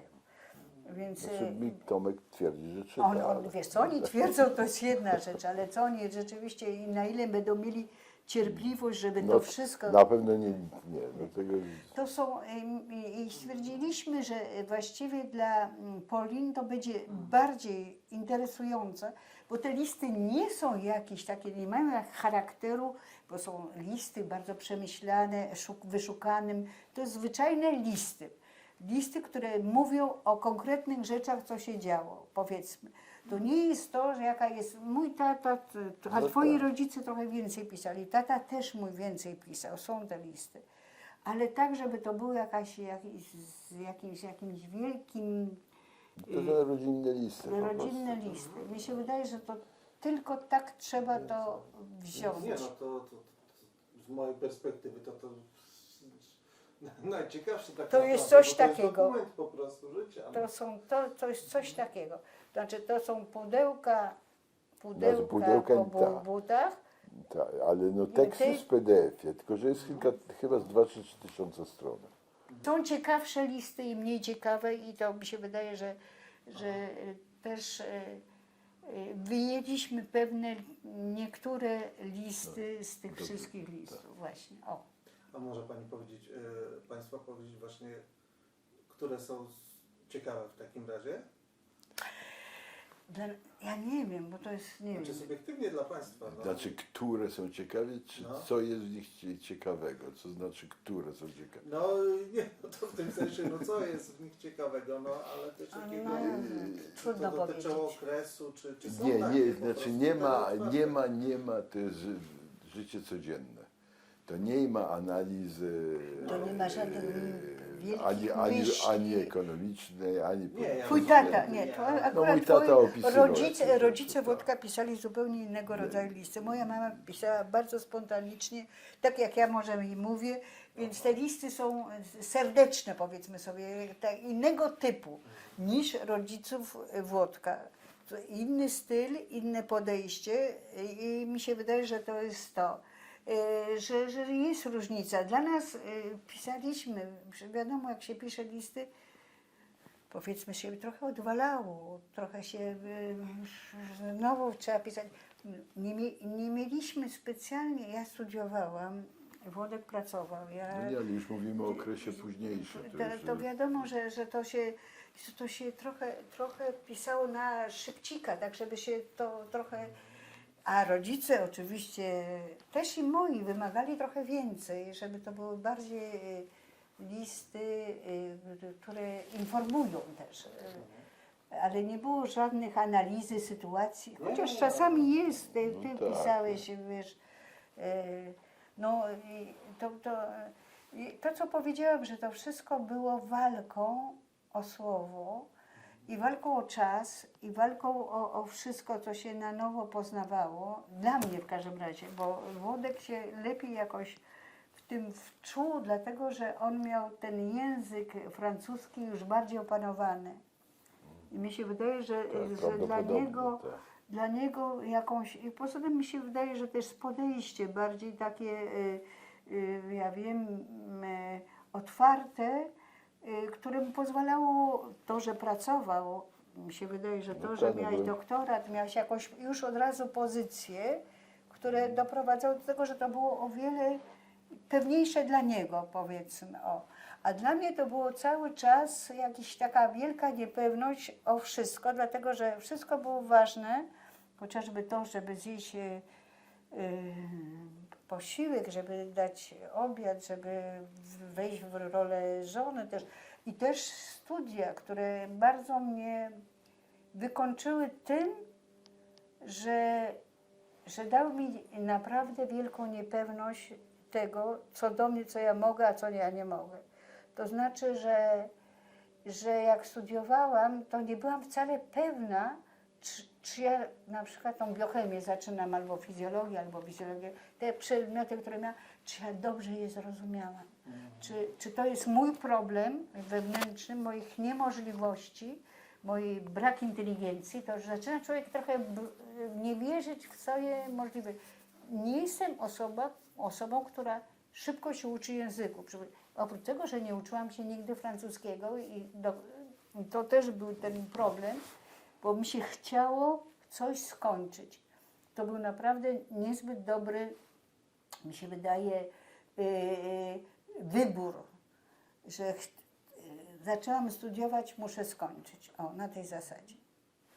I to była I w tych listach jest coś takiego, zwłaszcza w listach tych pierwszych, które pisałam do Włodka z Izraela. Ja pamiętam, że jak zaczęłam czytać te listy teraz niedawno, to że to była męczarnia. To cały czas szukanie czasu.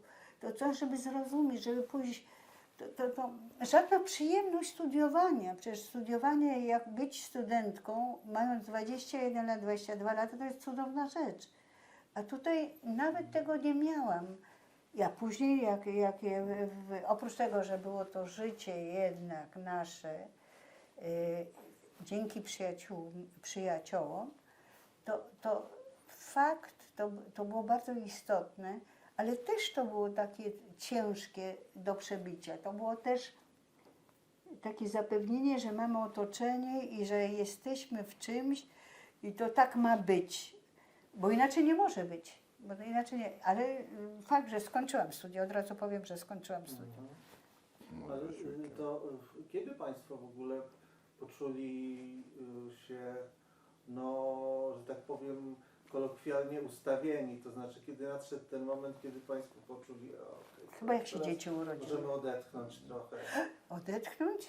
Znaczy, No, no w zasadzie w 72 roku. może inaczej zadomowili. Kiedy Tak dostaliśmy mieszkanie. Tak. To było bardzo, to jest w tych listach. Mieszkanie było bardzo istotne. Dostaliśmy wspaniałe mieszkanie w dzielnicy. No, przestaliśmy być studentami, ja zacząłem Nie, normalnie ja byłam za- cały czas studentką. Ty tak, Ja ale byłam ja przestałem być studentem, zacząłem normalnie zarabiać i warunki Tak. finansowe się kompletnie zmieniły, no po prostu. Tak. To było to. I Mi się wydaje, że środowisko, i to, że wtedy- widzieliśmy tak, no też, że mieliśmy myśmy... to, No, bo trzeba powiedzieć, że Grenoble był wyjątkowym miastem, nie tylko dla nas. Dlatego, że to było młode miasto, do którego się zjeżdżało masę ludzi, bo były igrzyska, potem były wybudowania, były możliwości zamieszkania. I uniwersytet się bardzo rozbudował, Uniwersytecki i nagle studia. znaleźliśmy się w tej grupie też studenckiej. W Grenoble było miastem cudzoziemców, Cudzoziemców, w cudzysłowie, bo to byli z miast, do których przyjeżdżało bardzo dużo Francuzów, ale którzy nie byli mieszkańcami Grenoble. I to Czyli nam to bardzo wszyscy byli przyjezdni. I to wszyscy pozwalało się szukało. mieć kontakty, lepsze kontakty, rozwijać kontakty. To w tym sensie Grenoble było bardzo dobre. W Paryżu byłoby inaczej prawdopodobnie. W Tak. Paryżu byśmy byli bardziej zamknięci prawdopodobnie w emigracji. Kiedy w Grenoble praktycznie emigrantów my nie znaliśmy. Nie, Nie było. nie, to byliśmy właściwie sami. No, Byliśmy sami, bez nie Tak. właśnie, i którzy byliśmy jednak otoczeni bardzo przychylnymi ludźmi. To trzeba powiedzieć, że którzy nam W bardzo tym sensie pomogli. integracja była łatwiejsza. No. Mi się wydaje, że ale mimo wszystko to było ciężkie. Ja to od razu mówię. Dla niego mniej, dlatego że on wszedł też w pracę. Mi się wydaje, że to zmienia. A ja jako studentka cały czas musiałam pokonywać różne trudności. Chociażby jak się dziecko urodziło, tego już nie ma w tym, to wiadomo, że to wszystko było już inaczej zorganizowane, bo wszystko było, zmieniło się. Ja mówię, że jak się wyszło, pytanie jest bardzo dobre. Mi się wydaje, że jak się dzieci urodziły, mi się wydaje, że to coś mnie osobiście bardzo dużo dało. Jakiś inny status takiej osoby, która ma te dzieci, które idą do szkoły, które mieszkają, które są prawie że automatycznie Francuzami, bo my nie byliśmy oczywiście Francuzami. Ty byłeś. No w każdym razie ja to Tak. później, znaczy Włodek mówi 72 rok, ja mówię trochę później. Może trochę później. No. Później. I jak już trochę lepiej znam francuski, powiedzmy. O. To było właśnie w tym momencie. Ale fakt, że teraz jesteśmy, powiedzmy, już nie jesteśmy Francuzami, ale No i jesteś obywatelką francuską. ja mówię, jesteśmy obywatelami, to nie jest to samo. I mi się wydaje, że nie możemy powiedzieć, że jesteśmy Francuzami. O, jesteśmy obywatelami i To nie jest tak dokładnie. Ja się czuję obywatelem francuskim pełnoprawnym. No, ale to jest to samo, Włodek. To oczywiście, że się czuję pełnoprawnie. Nie jesteś urodzoną francuską, To wiadomo. się, no. français de souche to się Dobrze, to oddziela. na pewno nie. Nie Ale już jesteśmy twoje Francuzami. dzieci się czują Francuzami. Więc Tak. Tak, to mi się wydaje, że to jest to związane, że już te inne pokolenie wchodzi całkowicie w coś innego i mogą jakoś mieć historię swoją związane z tym, że właśnie już byli Francuzami i zanim my byliśmy. no to są zintegrowani bardziej. No. Oni są Całkowicie. Właśnie. Nie słowo bardziej, nie ma Czy, sensu. czy, czy, czy Czy czują się Państwo we Francji polskimi Żydami też? Albo Żydami? Ja, to jest polskimi Żydami, ja się, znaczy Żydówką, jak najbardziej. To śmieszne, bo moja mama przecież jest Gojka. No ale ja mam jakąś taką, przejęłam coś innego, ale od razu powiem, że wzięłam ślub jednak w Izraelu religijny. No, tak, nie było innego. To już Nie było innego, dlatego że nas nie było stać, żeby wyjechać gdzie indziej, żeby zrobić ten ślub, bo były w listach to jest, jakie są możliwości, bo chodziło o ślub. Chodziło, żeby to już skończyć ten etap inny. I zresztą jak przyjechaliśmy do Izraela, to jest też taki ważny moment, jak przyjechaliśmy do Izraela, to ten pierwszy jesteśmy, wychodzimy z samolotu, jest administracja, która się włącza i spisują nas. Dla mego taty, nie wiem, to nie było żadnego problemu, może coś powiedział po żydowsku, nie wiem. Dla mojej mamy i tutaj rzecz stała się niesamowita, dlatego że moja mama, tak jak już powiedziałam, pochodzi, imię jej żeńskie to jest Umer. To trzeba było spisać. To ją napisali i to jest fantastyczne. Omer, to jest słowo żydowskie, to jest Glek HaOmer. Robili z niej Żydówkę. No, Zrobili. powiedzmy, I jak się nazywała jej mama? Nazywała się Otylia. Zrobili z niej Etel Omer. Pasowała idealnie, nic więcej nie pytali. Ojca, nie wiem jak to wyszło, był Wincenty, ale jakoś to zrobili tak. Ale już ona tak została w dokumentach. ona została dokumentem jako Tak, Żydówka.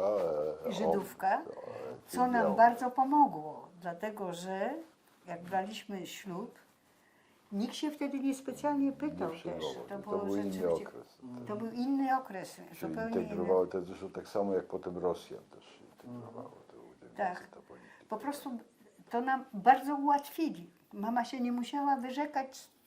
Mi się wydaje, że nawet była zadowolona z tego, że się zrobiła Żydówka. Że nie bo były inne przypadki, kiedy osoby, które pochodzenia, niektóre byli, to była Polka z mężem Żydem i ona twardo nie chciała być Żydówką. To tylko pogmatwało życie im strasznie, strasznie. Natomiast moja mama to przyjęła, może nie zrozumiała, może zapisali, w każdym razie że była Etel z domu Omer. Znaczy, jej matka była Etel Omer. I to tylko ułatwiło nam ślub. Tak. Prawdziwy ślub. Pod baldachimem. Mają Państwo zdjęcia z tego ślubu? Mamy i to dużo, ale zrobione przez kogoś, tak, bo mój tata, właśnie i to było dziwne, bo on jakoś tak to wszystko dziwnie brał. Dlatego, że on miał kapelusz, nawet taki No słomkowy, tam miał na głowie kapelusz. No. ale nie przewidział, i to było dziwne, że trzeba na ten ślub mieć 10 Żydów. świadków. I nagle nie było ich. Nagle ich nie było, a przecież powinien wiedzieć o tym, prawda? A nie wiedział. To, no i z świadka znaleźli Na ulicy dokładnie. mój dziadek, nie dziadek, cioteczny dziadek. Cioteczny dziad. Bo z mojej rodziny, od mojej mamy, siostra mojej babci wyjechała w 1936 roku do Jerozolimy, do Izraela. I od 1936 roku była żyli w Izraelu i tam jest cała rodzina po tej linii. I ta rodzina, oni byli na ślubie, bo to była cioteczna babcia, No bardzo ważna matka, osoba. ciotka mojej mamy, czyli ona była na ślubie, jej mąż też, no i on oczywiście się zorientował szybko, no i że brakuje 10, to wyszedł na ulicę i złapał jakiegoś 10. Nie to, przecież rytualnie trzeba mieć. Szklankę do rozwalenia, której nie było. Czyli on poszedł po A baldachim to szklankę. był maciupeńki pokoik. No to było w rabinacie. W rabinacie, nawet nie w rabinacie, w Iria, to było. W tym, nie w rabinacie, To jest w urzędzie miejskim. No. w urzędzie Było dwóch miejskim. rabin. No to był bardzo... Mamy, absolutnie mamy wszystkie zdjęcia, które które ktoś tam robił, nie wiem kto, i ten człowiek z zewnątrz ma taką chusteczkę na głowie, bo on musiał mieć który jest na przykrycie. wszystkich zdjęciach, ale bardzo dobrze. Najważniejsza osoba. No tak się odbył. No i trzeba było, Włodek też miał powtórzyć bardzo ważne... No dobrze, ja się myliłem, no, ale to nie ma... No, ale nie wiesz, to nie ma- powtarzał, bo dwóch rabinów, to też jest zdjęcie tych dwóch bardzo, jeden był olbrzymi i na pewno taki rudawy i bardzo groźnie wyglądał, a drugi był maciupeńki, taki był kontrast z Jemenitu, chyba z jemenicki, no To wyglądał... byli rabini z I rabinatu. bardzo był niezadowolony z tego, że nie było szklaneczki, po pierwsze, a po drugie dziadek wujek, który poszedł szukać szklaneczki, Przepadł. Przepadł na dosyć długo, 15 No tak. lub 20 Zanim minut, ja nie wiem, szukał, to trochę nie szukał tam. tej szklaneczki, a mógł kupić na dole, bo tam, ale chciał lepszą, no nie wiem co chciał. No w każdym razie to było bardzo śmieszne, my czekaliśmy na tego dziadka wujka ze szklaneczką. Włodek musiał to rozbić. Nie no, to było przeżycie. No Powiedzmy tak, sobie, no. że to była fantastyczna ceremonia, która się nigdy nie zdarza teraz w Izraelu, dlatego że w Izraelu jak się robi śluby, to się zaprasza tysiące osób i to jest cała jakaś, no to jest takie bardzo izraelskie. No nasz ślub był naprawdę bardzo intymny, Tak, bardzo no tak. malutki. No, I bardzo mi odpowiadał po prostu. Też miałam taką sukienkę krótką, bo nie mogłam inaczej kupić koloru czerwonego. Nie, to jest bo bardzo wiesz, ważne. co opowiadasz o ślubie. A potem wybojem. Nie, to chodziło o to, że to było, to już przeszło na jakiś dowcip nawet. Po Mieliśmy prostu. mówić o listach. Nie, Ale bo to jest związane z wspomnienie. listami. Nie, bo to jest wspomnienie. Na szczęście było, nasi koledzy przyjechali do Izraela i oni się pojawili. Właśnie tych 9 to mieliśmy, właśnie to koledzy z Warszawy. A ten 10 to plus mój tata a ten 10 z chusteczką na głowie, gdzie jest wszędzie na tych zdjęciach, no wypożyczony, zrobili mitzwa, to pan wie co znaczy mitzwa, nie, no to właśnie zrobiliśmy mitzwa. No i właśnie to był ten nasz ślub, który mi się w sumie bardzo odpowiadał. Mi się wydaje, że tata się bał, że to wyjdzie, że daj tata, spokój, no nie, no proszę powiedzieć, że Więc, mama jest nie Żydówka. No tak. Więc Co tak chcesz to powiedzieć było. teraz Nie wiem, co mądrego? chciałem powiedzieć. No więc Bo ja chciałem zapytać w takim razie tych 10 tego minianu, jak rozumiem, to kto to był? To byli nasi przyjaciele. Ale wam Zaraz państwo powiem. z imienia, nazwiska? tak, ale nie, oczywiście może Witek Goliat, Był Goliat, był Ringer. Jeśli Adam pan Ringer. słyszał o Ringerze. Tak. No to on Adaś był na Ringer, ślubie przypadkowo był i najważniejszy był, dlatego że miał brody i i myślę, wyglądał jak rabin. i się do niego zwracali do niego. No to on był na ślubie, tak. On był, Adaś był, potem był jeszcze kto był, jak on się nazywa? Goliat był, tak. Tak, i jeszcze Wiesiek. nie, Andrzej Majler, przyjaciel, Andrzej Majler, jego tak. tata, jego Tak. tego i kto jeszcze był ten dziadek wujek, mój brat, który No też i to był. chyba już wszystko. Jeśli trzeba no, by zdjęcia zobaczyć. Zobaczyć, tak. Ale oni byli najważniejsi, bo oni tworzyli ten minian, który doprowadzał Że ślub do- mógł się odbyć. Tak, właśnie. Tak. Ale ja przy tym też wszystko zrobiłam jak trzeba, bo przeszłam mykwę, wiedziałam o co, No tak. nie, bo to było bardzo istotne. No to była tradycja. Bo tradycja, ale na szczęście byłam uświadomiona przez moją bardzo dobrą koleżankę, która mi pomogła robić studia zresztą i która... Co trzeba mówić rabinowej, żeby wszystko było na datę, w daną datę, na danej tak, dacie. właśnie, bo chodziło o to, żeby to wypadło w Bo momencie, ślub żeby... ma wyjść, żeby było zapłodnienie od razu. Owulacja. Tak, takie są tradycje.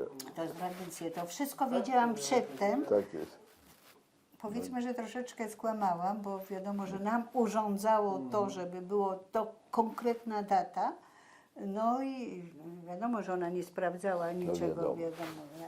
No w każdym razie to była rabinowa, która jednak i byłam pierwsza do tej mykwy. To już ta moja koleżanka, która wszystko wiedziała, bo to jest taka studnia, i chciała się zanurzyć i chodziło o to, żebym była pierwsza do tej czystej wody.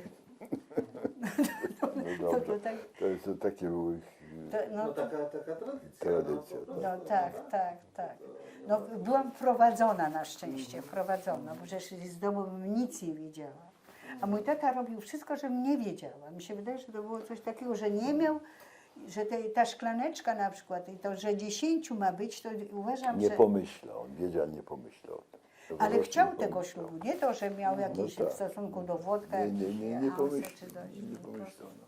To jest, był tak przyjęty, że nie pomyślał. Mi się wydaje, że... Bo jeszcze chciałem zapytać, czy Państwo odzyskali polskie obywatelstwo? Ja odzyskałem polskie obywatelstwo lat temu 26 czy 7. Ja nie wystąpiłem o polskie obywatelstwo. Po prostu w konsulacie w Lyonu konsul mi powiedziała, żebym wystąpił o paszport, bo nie miałem żadnych dokumentów polskich. I wystąpiłem o paszport, wypełniłem formularz paszportowy, który mi wydano, bo stwierdzono, że ja go nigdy nie straciłem. Tak, to Był jakiś taki moment, teraz nie wiem jak to by się odbyło, ale wtedy był moment, że uważano, że część tej emigracji, która nie pojechała do Izraela, która pojechała wszędzie indziej, ale prócz do Izraela, w rzeczywistości obywatelstwa nie straciło.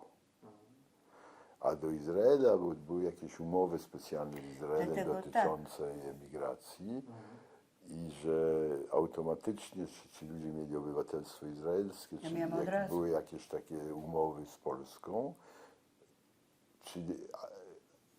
czyli nie wydano paszport polski. Nie wystąpił z prośbą o obywatelstwo.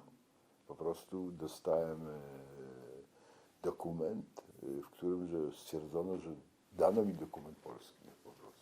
tak, to było bardzo... I No kilka razy ci odmawiali w ogóle przyjazdu. a mnie w tak? ogóle nie wpuszczali do Polski No do tak, bo on 87 był na czarnej roku. liście Byłem i do za końca każdym- na czarnej liście, czyli ja nie miałem prawa wjazdu do Polski do 87 roku. Natomiast ja nie poprosiłam o obywatelstwo polskie. Ja mam 2 obywatelstwa. Jedno mam francuskie oczywiście, a drugie to mam izraelskie, jeszcze dotychczas. Na zasadzie tak, że mam męża cudzoziemca. Ja to tak się, nie wiem dlaczego, jakoś nie chciało mi No się nie chciałaś. załatwiać. Nie chciałaś. No. Nie tak. Uważam, że był jakiś taki. Mi się wydaje, że ten wyjazd nas, tak jak teraz to widzę, że w jakiś sposób czułam się pokrzywdzona.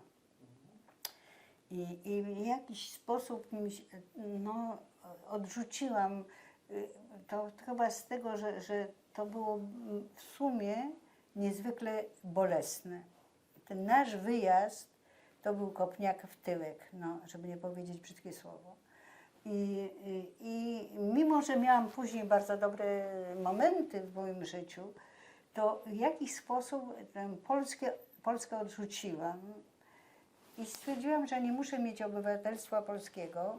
Nie to, że jestem bardzo dumna, że mam izraelskie, bo to też mi nic nie daje właściwie teraz, ale no dobrze, niech będzie, bo to wszystko odkręcić jest bardzo trudno. To więc mam 2 obywatelstwa, Włodek ma 2 obywatelstwa. I mi się wydaje, że na tym pozostanę. No i jeszcze u mnie to, co odegrało rolę, to było to, że moja mama koniecznie chciała, żebym miał polskie obywatelstwo. To trochę dla niej zrobiłem, że wystąpiłem o ten paszport tak. w 98 chyba roku, coś takiego.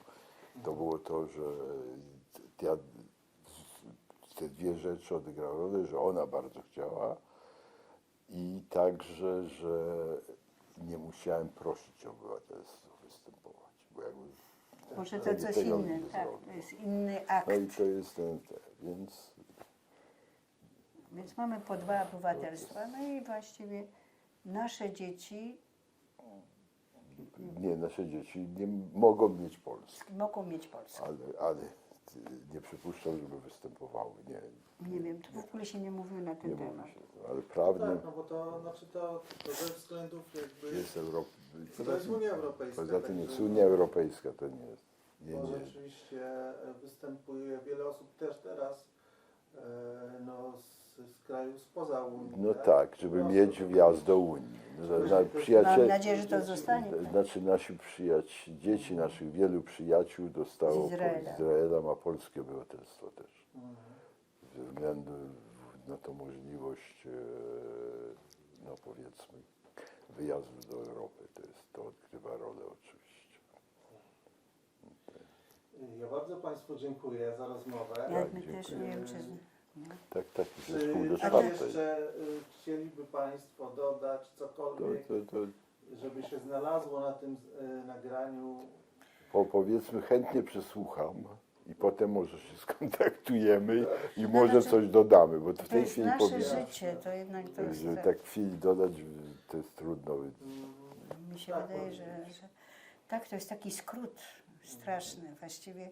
I jest jakaś taka trochę frustracja, że właśnie, bo się by chciało więcej powiedzieć, a z drugiej strony wiadomo, że jesteśmy ograniczeni w czasie. I to, co dla nas było bardzo ważne, to nie zawsze jest tak ważne dla tych innych. I to jest taki wybór właściwie tych mojej w każdym razie wypowiedzi, bo wiadomo, że ten okres to jednak bardzo długi okres, to jakby nie było, już jesteśmy poza Polską 55 lat, czyli to jest bardzo dużo doświadczenia też innego, różnego typu i różnych momentów naszego życia, i o których się nie mówi. Znaczy nie, nie, ale tutaj nie mówię, Tutaj się nie ani się o mówi. pracy A- mojej a- nie mówiło, ani o tym, co robiłem, ani Ale tego. to o jest tym, co się normalne, nam się no, wojskowowi przydarzyło, to nie jakie jest w stosunku do dzieci nawet chociażby. Ale tak. na tym zostawimy i nie będziemy mówić.